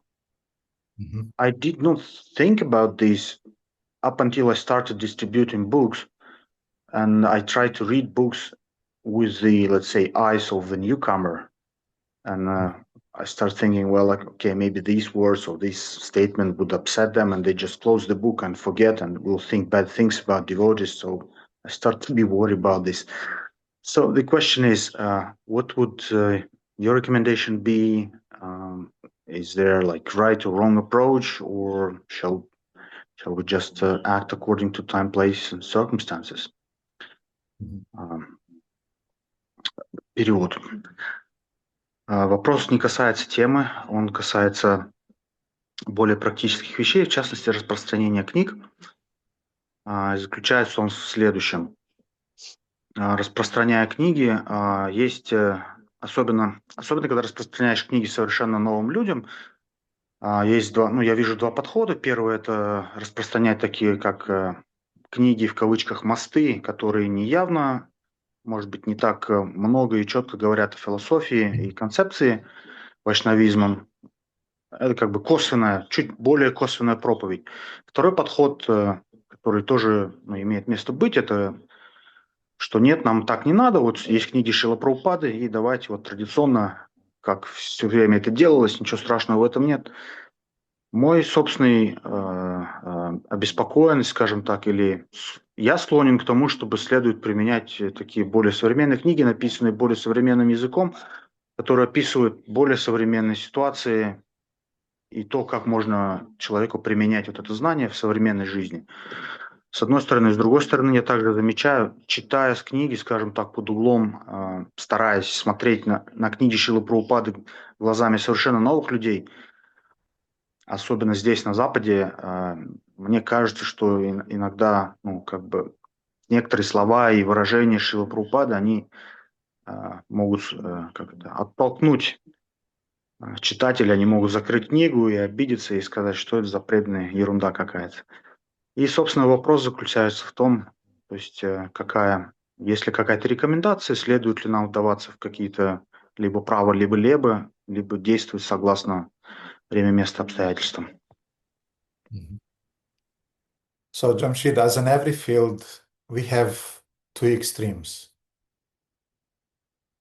Джамшид, как и в любой другой области, у нас есть две крайности. And this extreme is present also, these two extremes are also present in the field of book distribution. И эти две крайности также присутствуют в области распространения книг. So one extreme is that let's give people only the modern books, outreach books, bridge books that are written in a modern language. Одна крайность — это настроение давать людям только современные книги-мосты, написанные современным языком понятным. Another extreme is let's give people only Prabhupada's books. Другая крайность — давать людям только книги Шрилы Прабхупады. Never mind if you met a person for the first time in the street and you are selling him the third volume of Antya-lila of Chaitanya Charitamrita. Doesn't matter, because just by touching the book, the person is initiated and he receives knowledge and he receives Sukriti. И вообще не имеет значения, что вы встретили человека на улице первый раз, давайте продадим ему третий том Антилилы читания Чаритамриты, просто соприкоснувшись с книгой, он станет преданным. И прикоснувшись к книге, он уже инициирован. Actually, there is a quote from Srila Prabhupada that just by touching my books, they are initiated. И на самом деле есть такая цитата Шрилы Прабхупады, что просто прикоснувшись к моим книгам, они уже инициируются. And of course, some devotees, extremist devotees, they're taking this quote from the context and they present a whole philosophy with that. И, конечно, некоторые преданные экстремисты, они вырывают эту фразу из контекста и целую философию строят на ней. We have two types of book distributors. У нас есть два типа распространителей книг. Those who are selling books, Те, кто продают книги, and those who are making devotees. и те, кто делают преданных. We have devotees who can sell books and at the same time make devotees also. У нас есть преданные, которые могут и продавать книги, и в то же самое время делать преданных. But usually, those devotees who are trying to sell books and to make devotees, they are distributing less books than those who are just distributing books for the sake of distributing. Но в обычном случае, в обычных преданных, те преданные, которые распространяют и продают книги, и делают при этом преданных, они, как правило, распространяют меньше книг в среднем, чем те, кто просто пытаются продать книги. Therefore, it will be before every book distributor, at some point there will be a choice.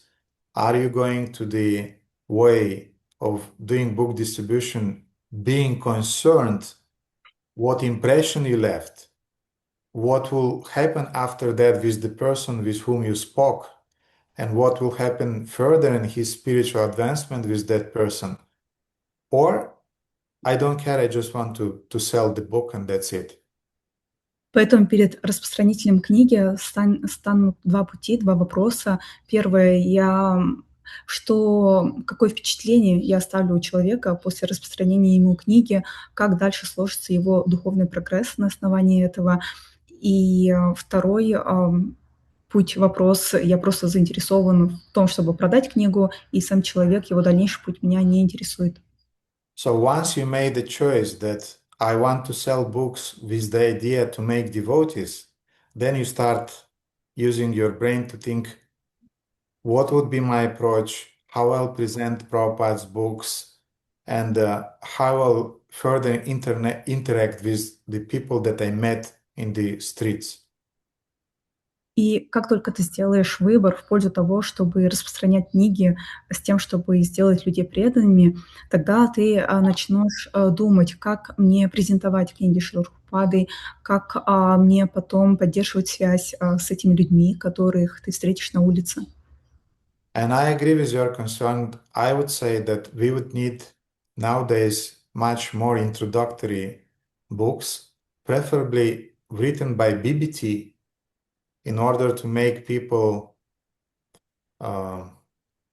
inspired then afterwards to go and study Prabhupada's books.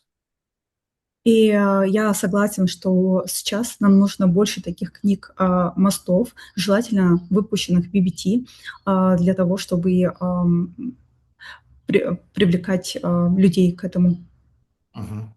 Therefore, in my time when I was doing book distribution on a regular basis 35 years back, usually I never sold a Srimad Bhagavatam without either perfect questions, perfect answers, or easy journey to other planets. And usually I was trying to sell Science of Self-Realization. This was my main book that I was selling. Поэтому в свое время, когда я была регулярным распространителем книг, это было около 35 лет назад, обычно я не продавала Шримад Бхагаватам без того, чтобы не дать человеку также книгу «Легкое путешествие на другие планеты», совершенные вопросы, совершенные ответы. И главная книга, которую я распространял, это была «Наука самосознания». Therefore, I'll say that how we can solve this problem that you are creating awareness now is that sell Bhagavad Gita, but sell it with an introductory book. Or if you sell Srimad Bhagavatam, sell with some introductory book. It should be a must. Otherwise, we know what's happening. People are coming home, they're opening Srimad Bhagavatam, they're closing it, and that's it. И сейчас я бы сказала, что подход может быть таким, должен быть таким, что если ты распространяешь Бхагавад-гиту или Шримад Бхагаватам, то продавай ее вместе с книгой введением, чтобы иначе без такого введения человек просто придет, положит книгу на полку, и на этом все. Or Nectar of Devotion, for example. Или Нектар преданности, например. I had friends who were selling a lot of Nectar of Devotions because they were beautiful. У меня было много друзей, которые продавали много нектара преданности, потому что у них была красивая картинка в этой книге. And they were selling to ladies, especially because Kṛṣṇa on the cover was looking very beautifully. Особенно много они продавали женскому полу, потому что Кришна на обложке книги выглядела очень привлекательно. And they were saying that this is some Indian classic literature, you can read it. И они говорили, что это классическая индийская литература, которую вы можете почитать. Or when they were selling teachings of Lord Chaitanya, they were saying this is the Bengali classics. Или они продавали книгу учения Господа Чайтаньи и говорили, что это бенгальская классическая литература. And unfortunately, then we were finding out books that were thrown in the garbage bin. И потом, к сожалению, мы находили эти книги в мусорных баках. Therefore, my concern is that, yes, we should distribute Prabhupada's books, definitely. I mean, no brainer for that, it's clear. Поэтому, да, конечно, нам нужно распространять книги Шрилы Прабхупады, это не обсуждается. But do it in a right way. Но делайте это правильным образом. And in my understanding, the right way is to give, along with a Bhagavad Gita, along with Srimad Bhagavatam, to give an introductory book. И в моем понимании правильным образом это давать вместе с Бхагавад-гитой и Шримад Бхагаватам также книгу введения. The problem is that before 30 years back, Science of Self-Realization was quite an easy book for people to read. Проблема заключается в том, что в те времена, 30 лет назад, наука самосознания была довольно легкой для воспринимания людей того времени. Nowadays, even Science of Self-Realization is really a heavy stuff to read. Теперь даже наука самосознания стала такой тяжелой книгой для начинания. And even life come from life, and even perfect questions and perfect answers is quite a thing to read. И даже такие книги, как «Жизнь происходит из жизни», «Совершенные вопросы, совершенные ответы», и даже они нелегки для чтения. Therefore, I know that some book distributors, they, along with Prabhupada's books, for example, they're distributing the Journey Home of Radha Swami. Поэтому я знаю, что некоторые распространители книг вместе с книгами Шрилы Прабхупады, они, например, распространяют книгу «Путешествие домой» Радханатхи Свами Махараджи. And as I said, I would like that BBT will produce much more contemporary introductory books. They can be based on Prabhupada's classes, Prabhupada's lectures, but they should be written like we have books like this. I think it's Coming Back is written in such a way. We need more books like Coming Back like that, but in a with modern cover, with modern language. Поэтому было бы хорошо, если бы библиотека выпускал больше таких книг мостов с современной обложкой, с современным содержанием, языком написанным. And unfortunately, sometimes the covers that are used now by BBT, they're kind of like questionable. I'm a designer by profession. And when I'm looking at those coverings, I'm a kind of like, well, with all my due respect, but these people are living 30 years back. They're not living nowadays. I mean, those who are approving these covers in certain countries for the books. И, к сожалению, в определенных странах эти обложки на некоторых книгах, выпускаемых BBT, они такие, что я как дизайнер смотрю на них и думаю, ну окей, эти люди, похоже, живут в прошлом, 30-летнем прошлом. Therefore, act in the sphere of your influence, Jamshid. Do whatever you can do in the circumstances that you are in now. Поэтому действуй в своей сфере влияния, Джамшид, делай то, что ты можешь в условиях, в которых находишься. And just combine the classical Prabhupada's books that should be distributed. И комбинируй классические книги Шрилы Прабхупады, которые определенно должны распространяться. Whatever introductory books are available. Вместе с книгами-введениями, которые доступны. And you always can leave a visit card of yours to the person and saying, whenever you have some questions about things that you are reading, I'm available to keep a contact with you, to keep in touch with you. И оставляй визитку людям с тем, чтобы, если у них будут любые вопросы, они всегда могут связаться с тобой и уточнить у тебя какие-то моменты по книгам.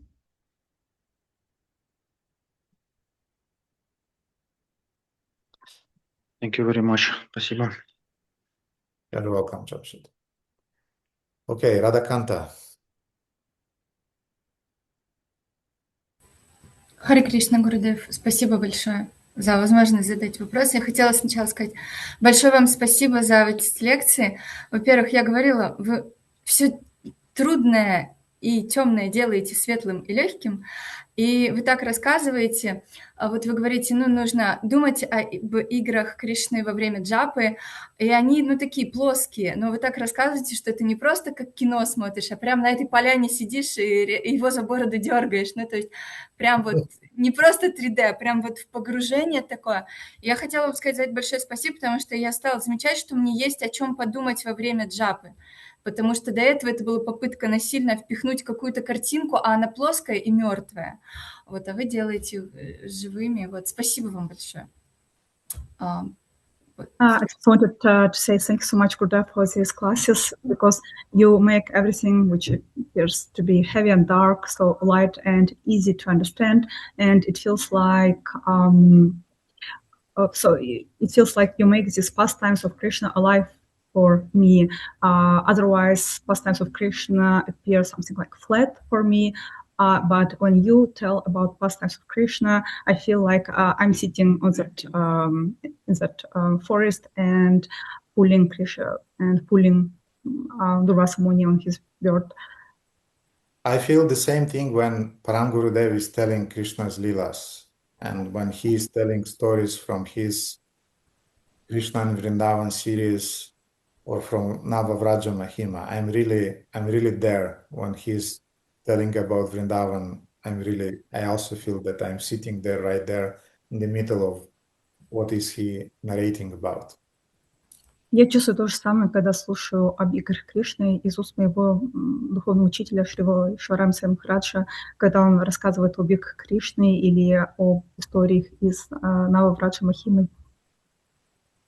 Когда он говорит о Вриндаване, я оказываюсь там. Спасибо, Радхаканта. Спасибо, Радхаканта. Спасибо вам. У меня, в общем, два вопроса. Один прям простой. вы сказали, нету никаких личных желаний у гопи. И у меня тут конфликт, потому что они же захотели остаться в общении с Кришной, они же пошли совершать, какие-то усилия, то есть, как же у них нет никаких желаний, когда они хотят продлить общение с ним. И это их желание, это не желание его удовлетворить, это их желание с ним общаться. Как же у них нет желаний? Спасибо. I've got a question about what you mentioned about that gopis have no personal desires, and that confused me. I don't understand how come they don't have personal desires. Well, while for me, it's obviously they have. For example, they want to interact with Kṛṣṇa, and it's their desire to interact with Kṛṣṇa, to stay in his association. It's not the desire to please Kṛṣṇa with their association, but when we are speaking about personal desires, it means personal desires for personal sense gratification. Когда мы говорим о личных желаниях, это означает личные желания для удовлетворения собственных чувств. Without Kṛṣṇa. Без Кришны. So this last part is the most important, this answer, that what is a personal desire? Is a personal desire to gratify your senses without Kṛṣṇa. И это вторая часть, наиболее важная. Что такое личное желание? Личное желание – это желание удовлетворить свои чувства без Кришны.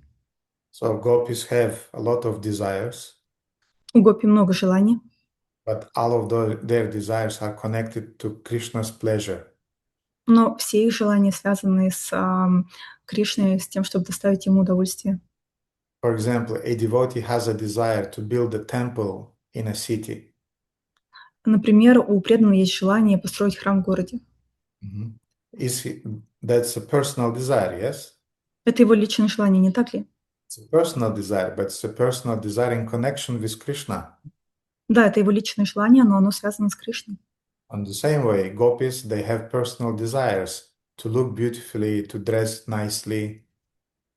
И в то же самое, таким же образом у гопи есть личное желание выглядеть привлекательно, одеваться красиво. To cook nice nice preparations. Готовить вкусные блюда. But they want to look beautifully and dress nicely to please Krishna's eyes. Но они хотят выглядеть красиво для того, чтобы удовлетворять зрение Кришны, глаза Кришны. They want to cook something wonderful also to please Krishna, to give to Mother Yashoda, who is feeding Krishna breakfast or lunch. И они хотят готовить вкусные блюда для того, чтобы дать их маме Ишоде, которая будет кормить Кришну завтраком или обедом. Therefore, personal desire, material personal desire, is a desire disconnected from the Lord. Поэтому материальное личное желание, они не связаны с Кришной. And those are kama. Это кама. But personal desires connected with the Lord, they're prema. Но личное желание, связанное с Кришной, это према. Я поняла. То есть наши тренировки кришнаизировать наши желания – это фактически тренировка вот этого состояния. Да, это начало. Got it. So our efforts to Krishna our life is as a desire. Yes, it's the beginning of that. Я поняла. И вот у меня второй есть вопрос про Акаму. Можно? Он такой двойной вопрос. Правильно ли я поняла, что Акама Бхакта, когда он активно, он не действует активно, пытаясь устранить боль или какую-то трудность? То есть, например, не знаю, у него что-то болит или его кто-то проклял, и он просто продолжает делать, даже несмотря на боль, но это же ему мешает служить. И он все равно в настроении, пусть болит, Кришна захочет, оно само как-то перестанет болеть. Это вот один кусочек вопроса. И второй... Давайте разберемся до конца вначале. My question about Akāma devotees, is my understanding correct that when Akāma devotee has he's suffering or he's suffering some pain, for example, he is not active in removing that pain, but he thinks, okay, let's Krishna deal with it. I think everybody agrees that Srila Prabhupada was a pure Akāma devotee. Yes? Я думаю, все согласны с тем, что что Шрила Прабхупада был чистым Акама преданным. Все с этим согласны? Did Prabhupada took medicine when he was ill? Принимал ли Шрила Прабхупада лекарства, когда он болел? Yes, he did. Да, конечно. Because the sickness was creating an obstacle in his service. Потому что болезнь создавала препятствия его преданному служению. But Prabhupada was not paranoidal about taking medicines. У Прабхупада не был параноиком в отношении того, чтобы принимать лекарства. Он принимал их, было. Yes. He wasn't saying that, no, I have a headache, I'm not giving the class today. Он не говорил, что нет, у меня сегодня болит голова, я не буду давать лекцию. Or I have blood pressure, I'm not giving the class. Или у меня давление, я не буду давать лекцию. No, how to say, Prabhupada was focused on his services, his translating, his meetings, his classes, his morning walks, his interaction with the guests who are coming to him. Нет, Прабхупада был сфокусирован на служении, на том, чтобы давать лекции, на утренних прогулках, на общении с гостями, которые к нему приходили, написание книг. And when he was very ill, he could not do that. Когда он совсем сильно болел, он не мог это делать. But still he was doing some services meanwhile. Но, тем не менее, он делал все равно какое-то служение тем временем. And when those sicknesses were not so grave, then he was taking the medicine, he was doing the needful, but he wasn't focused on it. Но когда болезнь была не сильной, он принимал лекарства и делал то, что необходимо, делал служение. Therefore, that's what I want to say, that a pure devotee, he's dealing with sickness or dealing with the problems that are appearing, but he's not doing it he's not caught by that problem. He's doing it by the way. И это то, что я хочу сказать. Да, чисто преданный, он может болеть, и когда он болеет, эта проблема его не накрывает с головой, он делает служение тем временем. То есть он делает служение, и параллельно по ходу дела он заботится о здоровье. But he's not overwhelmed by the problem that is created by his body or by the environment. Но эта проблема, он не погружается в нее, она не накрывает его с головой, те проблемы, которые причиняет тело или окружающая среда. And Prabhupada even gave an example, a funny example. И Прабхупада даже давал в отношении этого смешной пример. He was giving the example of a drunkard. Он давал пример с пьяницей. A drunk person, he is so drunk that even if he's falling on the floor, even if he is touching the walls, even if somebody is shouting at him or stepping on his foot, he's so drunk that he doesn't feel those things so much. Пьяный человек, когда он сильно пьян, он может ударяться об стены и падать на пол, кто-то может наступить на него, накричать на него, но он настолько пьян, что он не сильно обращает на все это внимание. His life is happening internally. Вся его жизнь происходит внутри.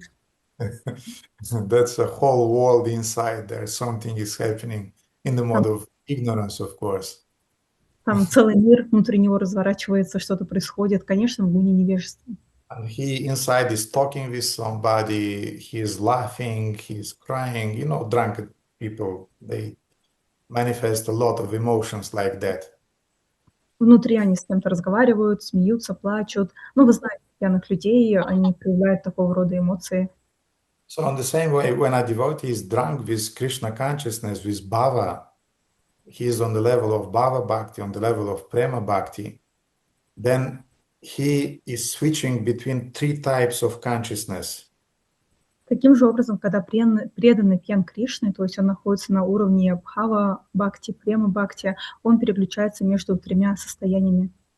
One type of consciousness is when his external consciousness is completely switched off. Между тремя состояниями созданиями. Первое состояние сознания — это когда внешнее сознание полностью отключено. And in his spiritual internal body, he is participating in Krishna Lila. И в своем внутреннем, в духовном теле он участвует в играх Кришны. Then there is another type of consciousness when he is in the external consciousness, but he is longing, he's feeling a lot of separation and pain with Krishna Lila that is happening inside. Второе состояние сознания – это внешнее состояние сознания, но в котором он чувствует разлуку, сильную разлуку по играм Кришны, которые происходят в это время с его внутренним телом. And there is something in the middle when he is kind of like semi-awake, semi-asleep. He's between his external consciousness and internal consciousness. That's ecstasy. И третье состояние сознания – это что-то посередине между внутренним и внешним, половину там, половину здесь, такого рода экстаз. And in his Vilapkusumanjali, Raghunath Das Goswami, he's switching between these three types of consciousness. And Lord Chaitanya also was switching between these three types of consciousness. И Рагунат Дас Госвами, также Господь Чайтанья, они переключались между этими тремя типами сознания. Therefore, yes, as a drunk man who is completely absorbed in his inner emotions, he somehow is dealing with the walls, with people around, but he doesn't care much. He's inside. И подобно пьянице, который погружен в свои внутренние эмоции, и каким-то образом он взаимодействует с внешним миром, с людьми вокруг, но это все не сильно его трогает. So that's how a pure Akāma devotee is dealing with the sufferings of the material world. Somehow he is dealing with them, but he doesn't pay so much attention to it. He's doing it casually. Таким же образом чистые Акама преданные взаимодействуют с этим внешним миром. Каким-то образом он взаимодействует, но это не сильно его трогает внутри. Я поняла, спасибо. И вот еще маленький кусочек вопроса. Вы стих не сегодня, а вообще периодически говорите, что преданный от других преданных, в общем, там, что они его проклинают, что они его там бьют, там, и даже убьют. Да.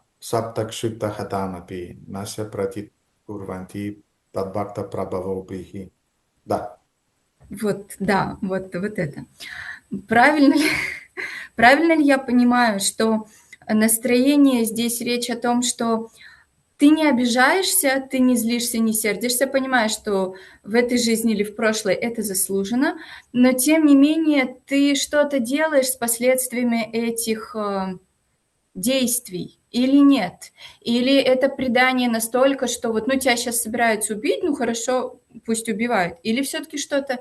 Ты понимаешь, ты не злишься на источник, допустим, беспокойства, да, или опасности, но ты все-таки с этой опасностью что-то делаешь. Я просто вспоминаю слова Парам Гурудева, его пример, когда он говорил, что на тебя бежит тигр, и можно сложить лапки и ждать, пока он тебя съест, а можно попытаться убежать, и тогда это будет, показателем. И если ты убежишь, значит, тебе по карме положено убежать. Если не убежишь, такая у тебя судьба. Но делать все равно что-то надо. Вот у меня вопрос, надо ли что-то делать? Если... Да. You cited a verse saying that others make even curse a devotee, but a devotee remains untouched by it. It means he does not get offended. And but in the meantime, while he doesn't get offended, what should be his attitude? Should he somehow deal with it and protect himself, for example, or should he just be completely unattached from it? I just remember an example given by Param Gurudev when a tiger, let's say, is attacking you. You have to do something with it. For example, you have to run away. And if you make it, then it's your good fortune. If not, okay, that's your fortune as well. But the point is that you have to do something with it. Could you please elaborate on it? So this is the reference to the Śrīmad Bhagavatam 1:1848. Это ссылка на Шримад Бхагавата 1, 18:48. Тираскрита випралабда саптакшипта хатамапи нася тат пратикурванти тат бхакта прабхавопихи. The devotees of the Lord are so forbearing that even though they are defamed, Преданные Господа настолько терпеливые, что даже если их поносят, cheated, обманывают, cursed, проклинают, disturbed, беспокоят, neglected, отрицают or even killed, или даже убивают, they are never inclined to avenge themselves. они никогда не склонны к тому, чтобы мстить за себя. Now the question is, does this verse speak about pure devotees or about us devotees? И теперь вопрос заключается в том, в этом стихе речь про чистых преданных или про преданных нас. So the more pure devotees will become, the more tiraskrita vipralabdha we will become. Чем более чистым будет становиться преданным, тем более он будет склонен к этому состоянию. But on our level, when somebody is giving us a feedback, Но на нашем уровне, если кто-то дает нам фидбэк, or, for example, is defaming us, или, например, поносит нас, we have the right to step on and to explain ourselves. у нас есть право вмешаться и объясниться, высказать свою точку зрения. We should do it in a right way, Мы должны делать это правильным образом, in a detached way, непривязанным, and non-imposing way. not imposing, Non-imposing, не навязывать другим свою точку зрения. And we do that, and we leave it as it is, without further expectation that our point of view will be accepted and everybody will be convinced and so on. Somebody is saying some bad things about you that you didn't do, you explain it yourself, and that's it. То есть мы делаем это, не привязываясь к результатам, не ожидаем, что кто-то примет нашу точку зрения и согласится с ней. То есть, скажем, о вас сказали плохие вещи, которые не соответствуют правде, вы объясняетесь, высказываете свою точку зрения, и на этом все, не ожидайте, что кто-то согласится с вашей точкой зрения. Then the second thing that the verse speaking is that cheated. Вторая вещь, о котором говорит этот стих, обман. So when somebody is cheating you, you have to intervene. Когда кто-то вас обманывает, вы должны вмешаться. You are trying to buy an apartment or a car or something, and somebody is just making the documents, things like that. You have to be aware about that, and you have to take the proper course of action. Скажем, вы покупаете квартиру, машину, что-то, и кто-то делает документы, вы должны проверять, вмешиваться и предпринимать нужные действия. Or somebody is cursing. Или кто-то проклинает. Not much that you can do about that. Немного вы сможете сделать в отношении этого. But perhaps you can leave just the place. Но, возможно, вы хотя бы просто можете уйти с этого места. Or disturbing, somebody is disturbing you, leave the place.